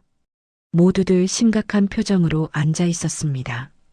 단상에는 박 전무가 서 있었습니다. 그의 손에는 흰색 손수건이 들려 있었어요. 박 전무는 손수건으로 눈가를 훔치며 침통한 표정을 지었습니다. 주주 여러분, 박 전무의 목소리가 떨렸습니다. 마치 정말로 슬픈 것처럼 연기를 하고 있었어요. 제가 오늘 이 자리에 선 것은 정말 마음이 찢어지는 일입니다. 저도 제 피부치인 회장님의 해임안을 올리는 게 얼마나 가슴 아픈 일인지 아십니까? 주주들이 고개를 끄덕였습니다. 박 전무는 다시 손수건으로 눈가를 눌렀어요. 하지만 회사를 생각하지 않을 수 없습니다. 회장님의 상태가 너무나 심각합니다. 박 전무가 손짓하자 대형 스크린에 화면이 떴습니다. 병원 진단서였어요. 치매 진단이라는 글자가 크게 보였습니다. 보시다시피 회장님은 치매 진단을 받으셨습니다. 최근에는 경영 판단에도 문제가 생겼고 심지어 죄 없는 직원을 도둑으로 몰아 해고하기도 하셨습니다. 주주들이 웅성거리기 시작했습니다. 정말이야? 치매라니. 그럼 경영을 제대로 못하시겠네. 회사가 위험해지는 거 아니야? 박 전무는 속으로 쾌재를 부르며 계속 말을 이었습니다. 다음 화면을 보시죠. 스크린에 새로운 사진이 떴습니다. 지난번 서명식 행사장에서 만석이 비틀거리며 나가는 모습이었어요. 각도를 교묘하게 잡아서 마치 정말 쓰러질 것처럼 보였습니다. 이게 며칠 전 행사장에서의 모습입니다. 중요한 계약 서명을 하다가 갑자기 정신을 잃으신 것처럼 나가셨습니다. 주주들의 웅성거림이 더 커졌습니다. 이건 심각하네. 역시 물러나셔야 하는 거 아니야? 박 전무는 다시 손수건으로 눈가를 훔쳤습니다. 하지만 그의 눈에는 눈물이 전혀 없었어요. 그저 연기일 뿐이었습니다. 저도 정말 괴롭습니다. 하지만 회사를 위해서, 직원들을 위해서, 그리고 주주 여러분을 위해서 어쩔 수 없는 결정을 내려야 합니다. 박 전무는 심호흡을 한 번 하고는 또박또박 말했습니다. 눈물을 머금고 회장님의 해임안에 대한 투표를 진행하겠습니다. 주주들이 고개를 숙였습니다. 모두들 무거운 표정이었어요. 박 전무는 단상 위에 놓인 의사봉을 집으려 했습니다. 드디어 끝났어. 이제 회사는 내 거야. 속으로 환호성을 지르며 손을 뻗었어요. 바로 그때였습니다. 멈추시오. 회의실 문이 쾅 하고 열렸습니다. 모든 사람들이 깜짝 놀라 문 쪽을 돌아봤어요. 박만석 회장이 지팡이를 짚고 위풍당당하게 걸어 들어오고 있었습니다. 그 뒤로는 깔끔한 정장을 입은 다은이 비장한 표정으로 따라오고 있었어요. 장내가 술렁이기 시작했습니다. 회장님? 병원에 계신다며? 치매 환자가 어떻게 저렇게 똑바로 걸어 다니시지? 저 여자는 누구야? 박 전무의 얼굴이 하얗게 질렸습니다. 손에 들고 있던 의사봉이 바닥에 떨어졌어요. 회장님? 여긴 어떻게? 만석은 지팡이로 바닥을 쿵쿵 치며 단상으로 걸어갔습니다. 내 정신은 아주 멀쩡하다네. 미쳐버린 건 자네 욕심이지, 철우. 박 전무가 황급히 보안 요원들을 불렀습니다. 경비원들, 뭐해? 저 사람 당장 끌어내. 저 여자는 해고된 청소부야. 불법 침입이라고. 보안 요원 2명이 다은에게 다가가려 했습니다.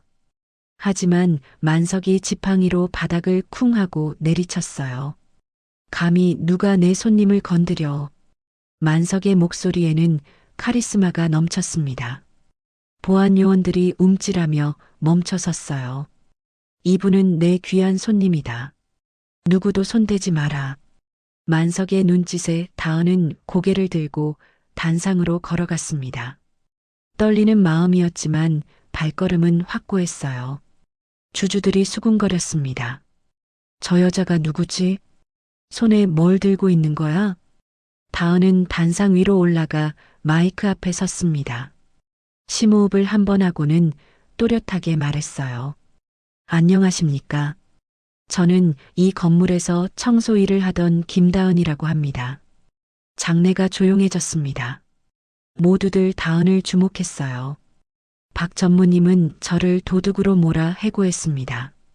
하지만 다은은 잠시 말을 멈추고 박 전무를 똑바로 쳐다봤습니다.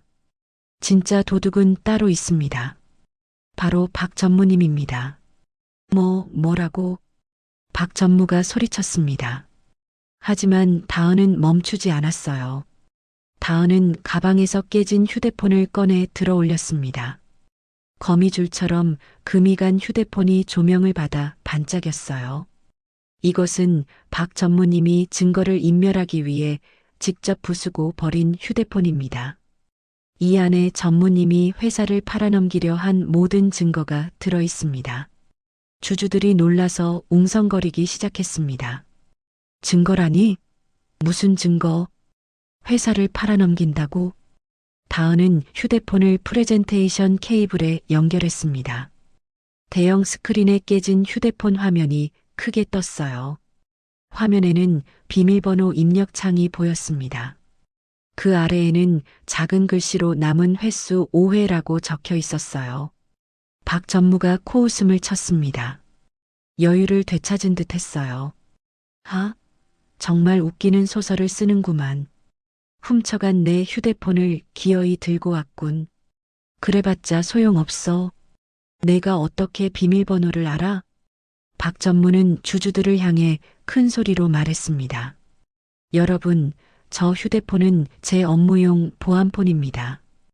회사 기밀을 지키기 위해 특수 설정을 해뒀죠. 5번만 비밀번호를 틀리면 안에 있는 모든 데이터가 자동으로 삭제됩니다. 주주들이 놀라서 다은을 쳐다봤습니다. 다은도 긴장한 표정이었어요. 박 전무가 비웃듯 말했습니다. 그러니까 저 여자가 아무리 눌러봤자 소용없다고요. 5번 틀리면 모든 증거가 사라져요. 어디 한번 해봐. 장내가 숨을 죽였습니다. 다은은 마른 침을 꿀꺽 삼켰어요. 손이 떨렸습니다. 기회는 단 5번. 여기서 실패하면 모든 게 끝이야. 다은은 심호흡을 하고 떨리는 손을 들어 올렸습니다. 전무님은 회사를 사랑했을까? 다은의 머릿속에 청소하던 때의 기억이 떠올랐습니다. 회사 로비에 크게 새겨진 창립기념일. 5월 1일. 다은은 조심스럽게 숫자를 눌렀습니다. 0501. 화면이 빨갛게 변했습니다. 비밀번호 오류입니다. 남은 횟수 4회. 박 전무가 킬킬 웃었습니다. 맞죠? 아무것도 모르는 주제에 기회가 하나 날아갔네. 그냥 포기하고 내려와. 다은의 손이 더 심하게 떨렸습니다. 등 뒤에서 만석이 다은의 어깨를 가볍게 잡아줬어요. 괜찮네. 자네를 믿네. 다은은 다시 생각에 잠겼습니다. 회사 창립일이 아니라면 본인 생일? 전무실 벽에 걸려있던 커다란 연간 달력이 떠올랐습니다. 넓은 달력에 1년 중 딱 2날짜에만 빨간색 동그라미가 쳐져 있었어요. 하나는 10월 23일. 생일이라고 작게 적혀 있었죠. 다은은 조심스럽게 숫자를 눌렀습니다. 1023.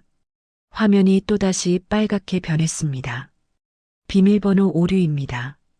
남은 횟수 3회. 박 전무가 손뼉을 치며 웃었습니다. 꺼봐. 청소부 주제에 뭘 알겠어? 이제 3번밖에 남지 않았는데?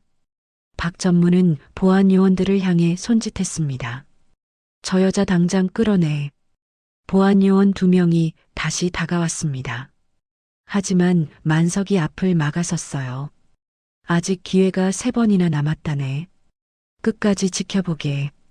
다은은 눈을 감았습니다. 온 신경을 집중했어요. 전무님이 정말로 사랑한 건 뭐였을까? 그때 다은의 머릿속에 한 장면이 선명하게 떠올랐습니다. 차가운 전무실, 먼지 하나 없이 깨끗한 책상. 하지만 유일하게 따뜻한 느낌을 주던 것이 하나 있었어요. 책상 위에 액자, 환하게 웃고 있는 젊은 여성의 사진, 그리고 벽걸이 달력에 빨간 펜으로 별표까지 그려져 있던 그 날짜. 11월 12일. 우리 공주님 생일. 다은은 천천히 눈을 떴습니다. 이번에는 확신이 있었어요. 다은이 마이크를 잡고 낮은 목소리로 말했습니다. 전무님은 회사를 사랑하지 않으셨죠. 본인 자신도 사랑하지 않으셨고요. 박 전무의 표정이 미세하게 변했습니다. 당신이 유일하게 사랑한 건 오직 따님뿐이었습니다. 박 전무의 얼굴이 굳었습니다. 뭐라고? 다은은 확신에 찬 손가락으로 숫자를 눌렀습니다. 1112. 잠시 침묵이 흘렀습니다. 찰칵. 잠금 해제되었습니다. 띠링. 경쾌한 소리와 함께 홈 화면이 열렸습니다. 스크린에 휴대폰 바탕화면이 크게 떴어요. 장내에서 탄성이 터져 나왔습니다. 와, 열렸어. 대단한데? 박전무의 얼굴이 새하얗게 질렸습니다. 백지장처럼 핏기가 하나도 없었어요. 아, 안 돼. 꺼. 당장 끄지 못해. 박전무가 단상으로 뛰어오려 했습니다. 하지만 경호원들이 재빨리 그를 막았어요. 다은은 멈추지 않았습니다. 홈 화면에서 통화 녹음 앱을 찾아 눌렀어요. 화면에 녹음 파일 목록이 떴습니다. 다은은 가장 최근 파일을 눌렀습니다. 재생 시작. 스피커에서 목소리가 흘러나왔습니다. 회사 매각건 말이야. 서류는 다 준비됐고 오늘 서명만 받으면 돼. 그 노인네가 뭘 알겠어? 치매 온 것처럼 연기만 잘하면 되니까. 박전무의 목소리였습니다. 너무나 선명하게 들렸어요. 회장 치매로 만들어서 경영권 빼앗는 거야. 법적으로 문제없게 서류는 다 준비됐어. 그래, 치매 진단서는 가짜야. 그거 들키면 끝이라고. 장내가 술렁이기 시작했습니다. 저게 무슨 소리야? 치매 진단서가 가짜라고? 녹음은 계속 이어졌습니다. 매각 대금 들어오면 바로 송금해. 우리 딸 학비 끊기면 당신들 다 죽을 줄 알아. 일 끝나면 난 바로 해외로 뜰 거니까. 주주들이 자리에서 벌떡 일어났습니다. 이게 무슨 일이야? 회사를 팔아먹으려 했다고? 배신자 아냐? 박전무는 바닥에 주저앉았습니다. 다리에 힘이 하나도 없었어요. 내 딸 생일을. 박전무는 망연자실한 표정으로 중얼거렸습니다. 만석이 천천히 박전무에게 다가갔습니다. 지팡이로 바닥을 쿵쿵 치는 소리만 회의실에 울렸어요. 철우. 만석의 목소리는 차갑고 무거웠습니다. 자네는 내 조카였네. 내가 믿고 회사를 맡겼던 사람이었어. 그런데 이렇게 날 배신하다니. 박전무는 고개를 들지 못했습니다. 온몸이 떨리고 있었어요. 만석은 마이크를 잡고 주주들을 향해 말했습니다. 주주 여러분, 보셨다시피 제 정신은 멀쩡합니다. 치매 진단서는 조작된 것이었습니다. 모든 것은 박전무의 계획이었어요. 주주들이 고개를 끄덕였습니다. 만석은 다은을 바라보며 따뜻하게 미소 지었습니다. 그리고 이 모든 진실을 밝혀낸 사람은 바로 이 용감한 청년입니다.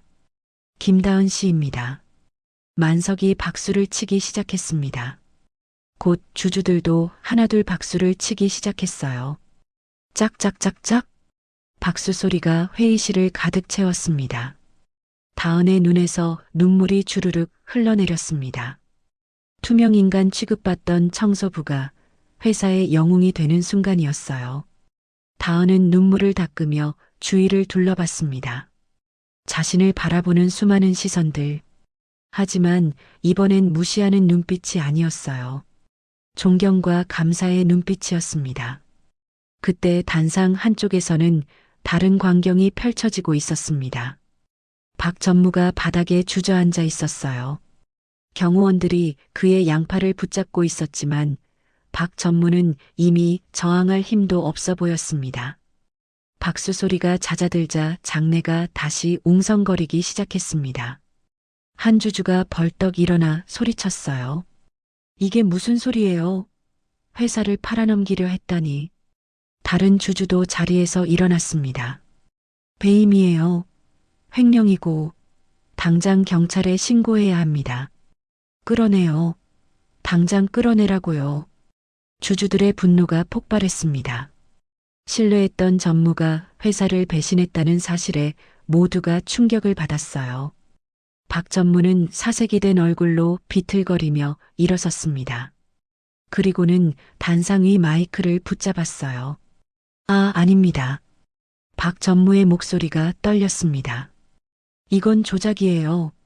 저 여자가 앙심을 품고 녹음을 조작한 겁니다. 박 전무는 다은을 가리키며 소리쳤어요. 다 모함입니다. 여러분, 믿으시면 안 됩니다. 저는 회사를 위해서.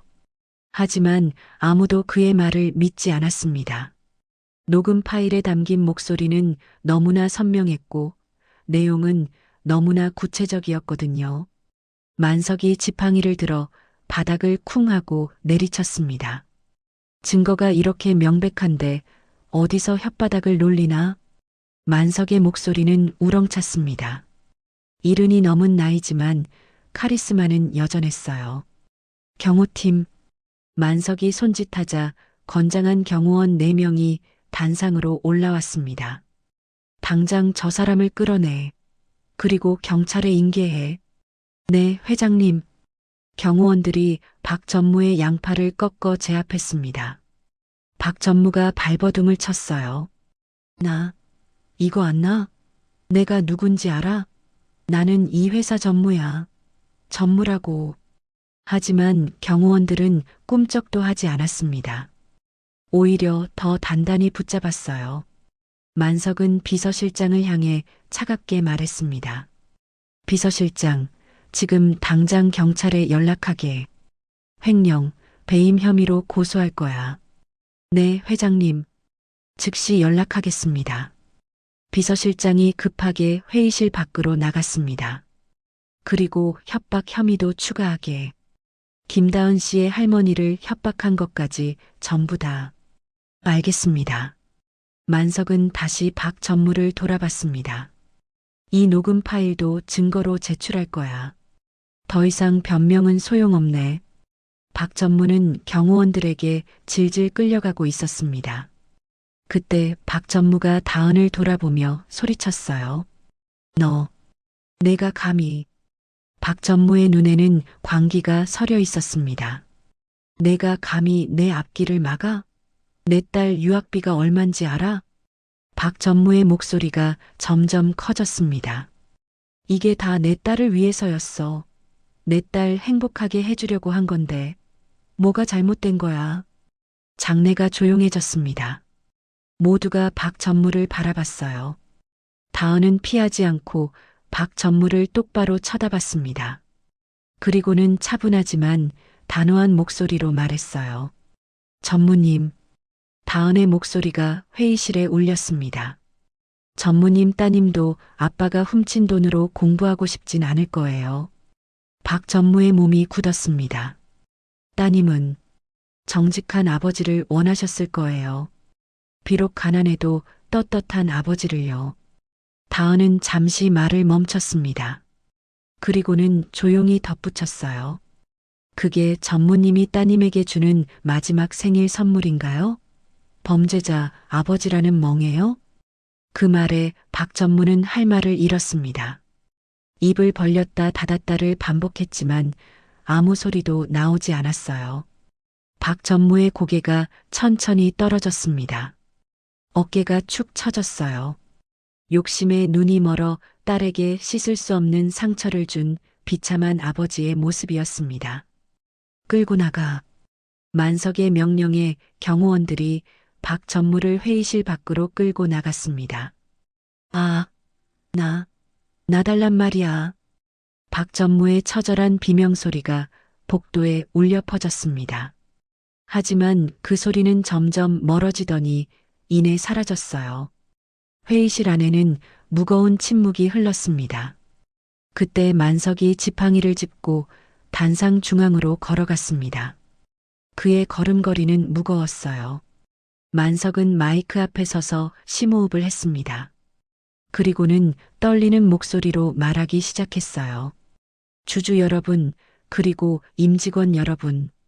만석의 목소리가 회의실에 울렸습니다. 오늘 이 자리에서 제 부덕의 소치로 회사가 큰 위기를 겪을 뻔했습니다.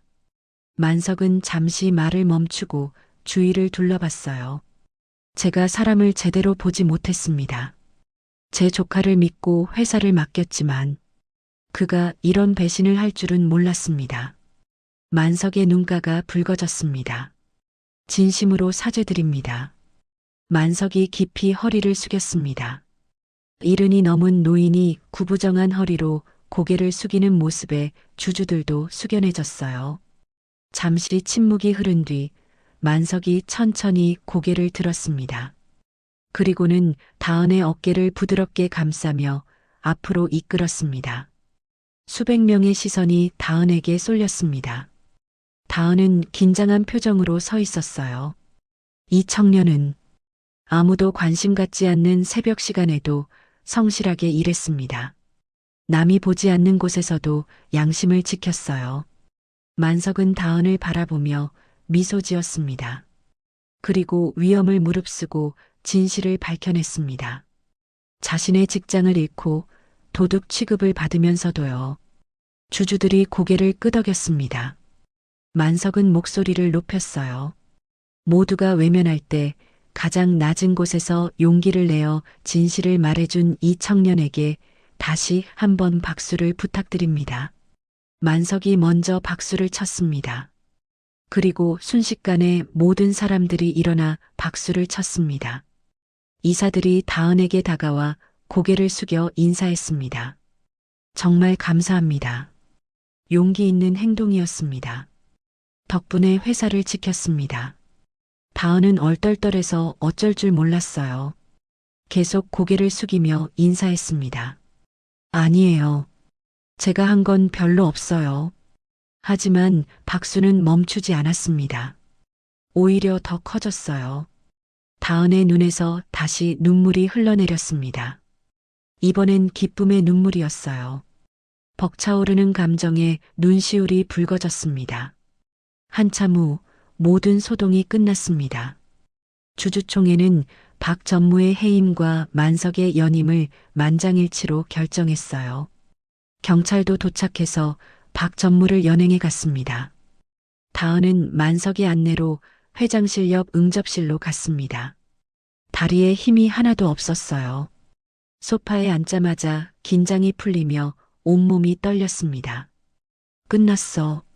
정말 끝났어. 다은은 소파에 깊숙이 몸을 파묻었습니다. 손이 덜덜 떨렸어요.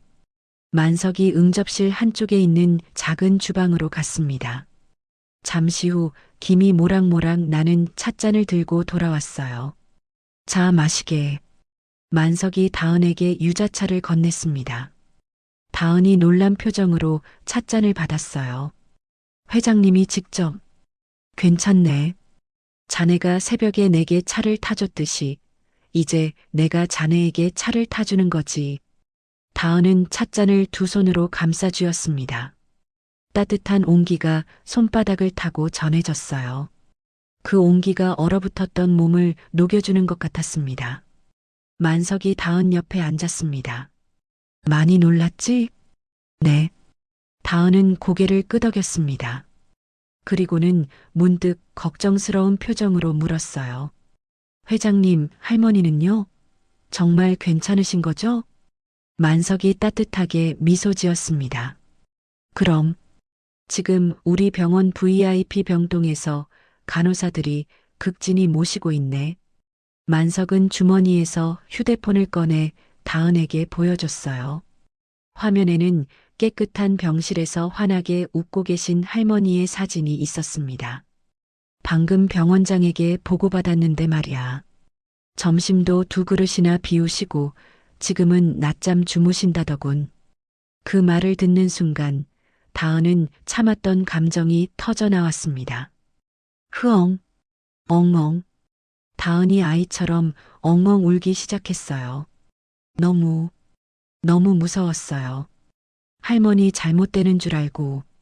다은은 찻잔을 테이블에 놓고 얼굴을 두 손으로 가렸어요.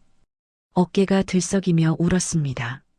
전무님이 전화했을 때 정말 세상이 무너지는 줄 알았어요. 만석은 다은의 등을 부드럽게 토닥여줬습니다. 마치 손녀를 달래듯이요. 알아. 자네가 얼마나 무서웠을지 다 안다네. 만석의 목소리도 떨렸습니다. 미안하네.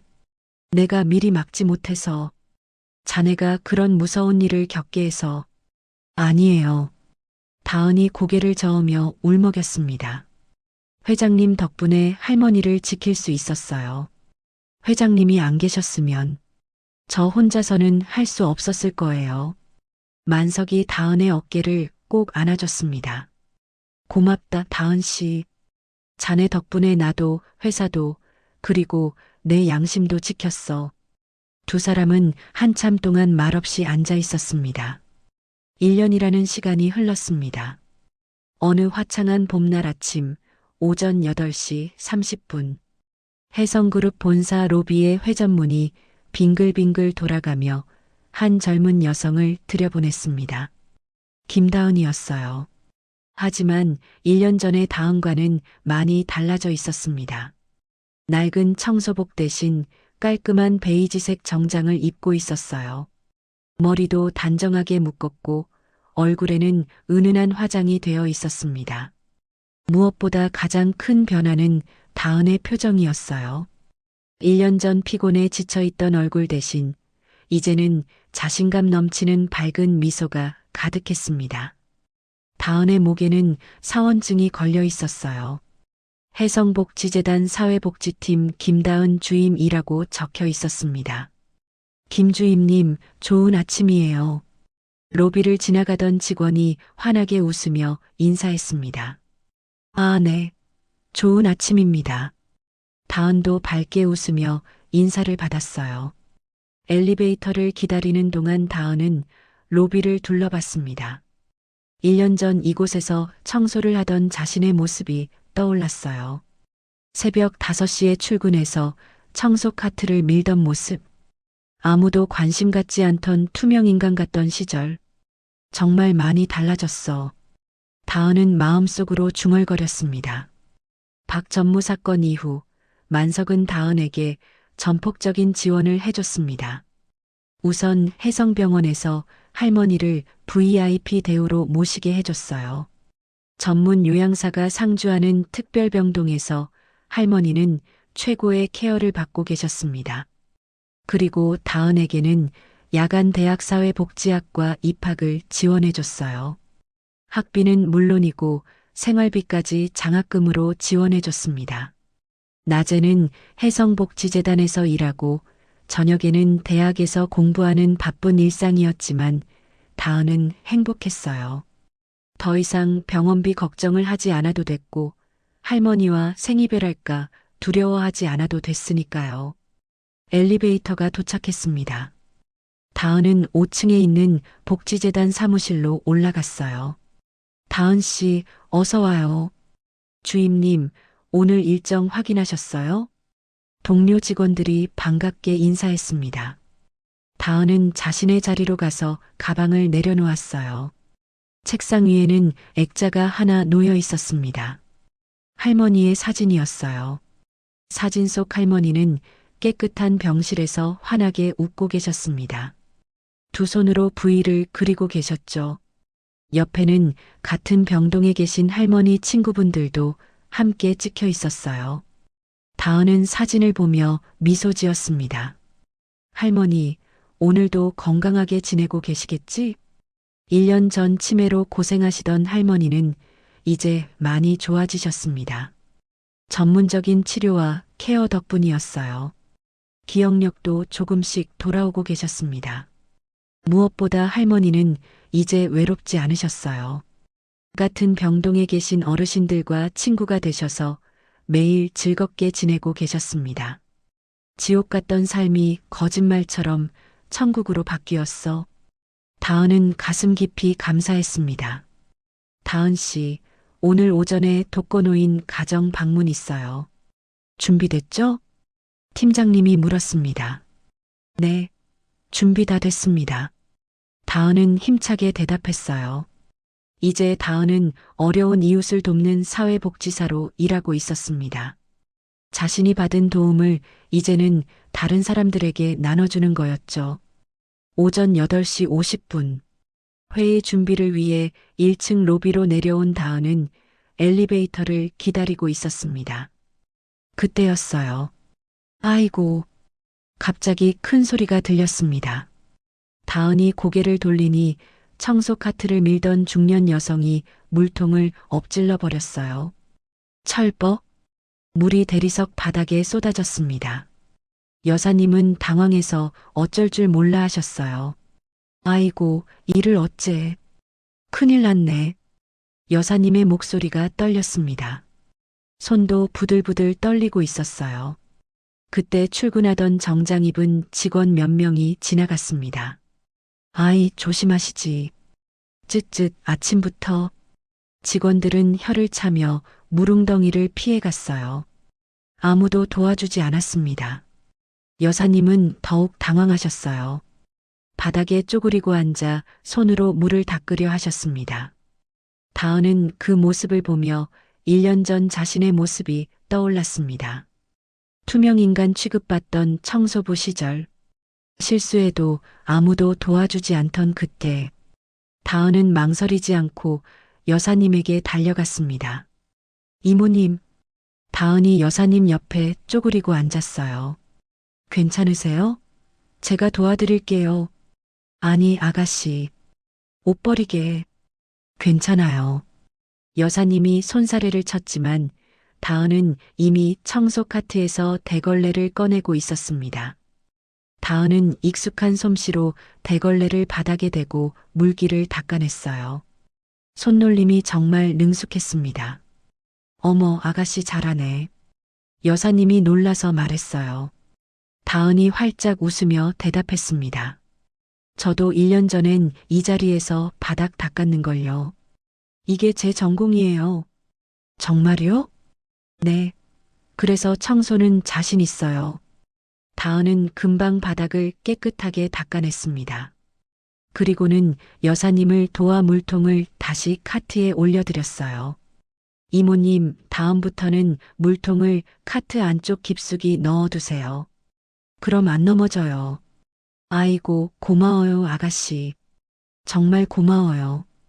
여사님이 다은의 손을 꼭 잡으며 감사 인사를 했습니다. 눈가에 눈물이 맺혀 있었어요. 괜찮으세요?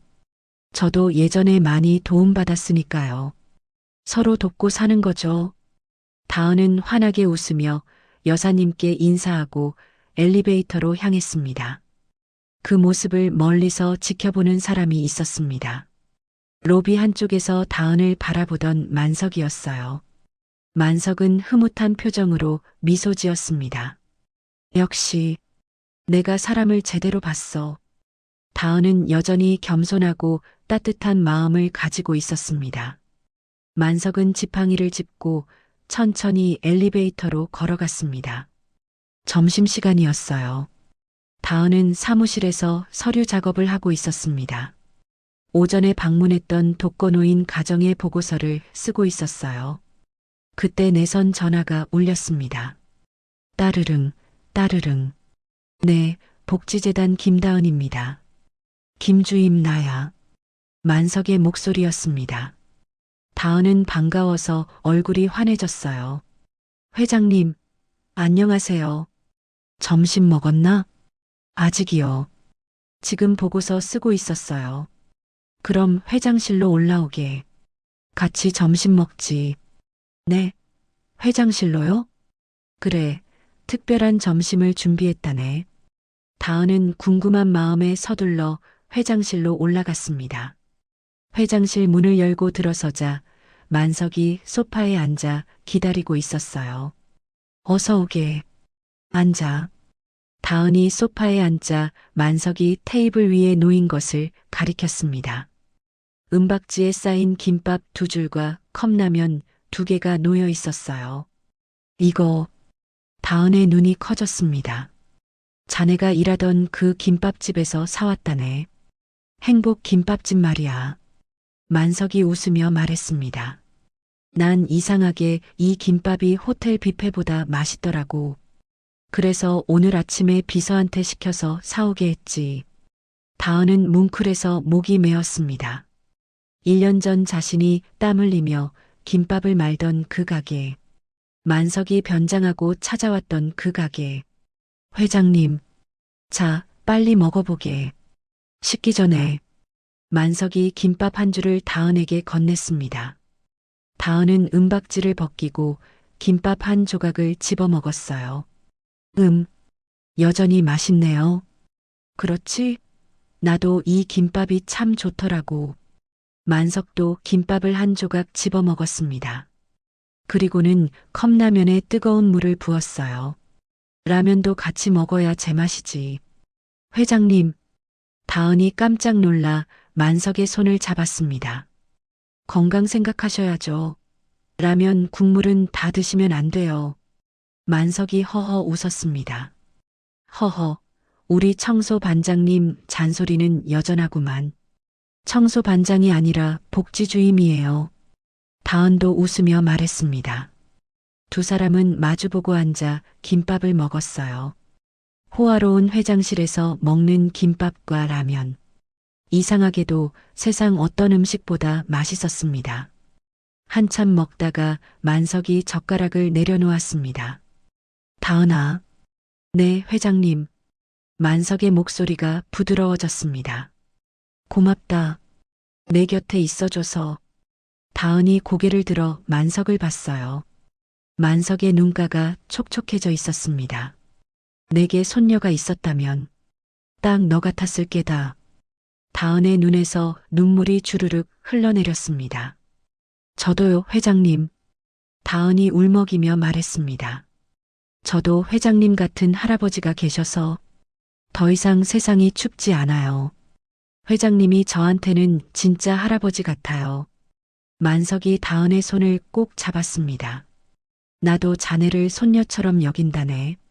피는 안 섞였지만 마음으로는 진짜 가족이야. 두 사람은 한참 동안 손을 잡고 있었습니다. 창밖으로 따스한 봄 햇살이 쏟아져 들어왔어요.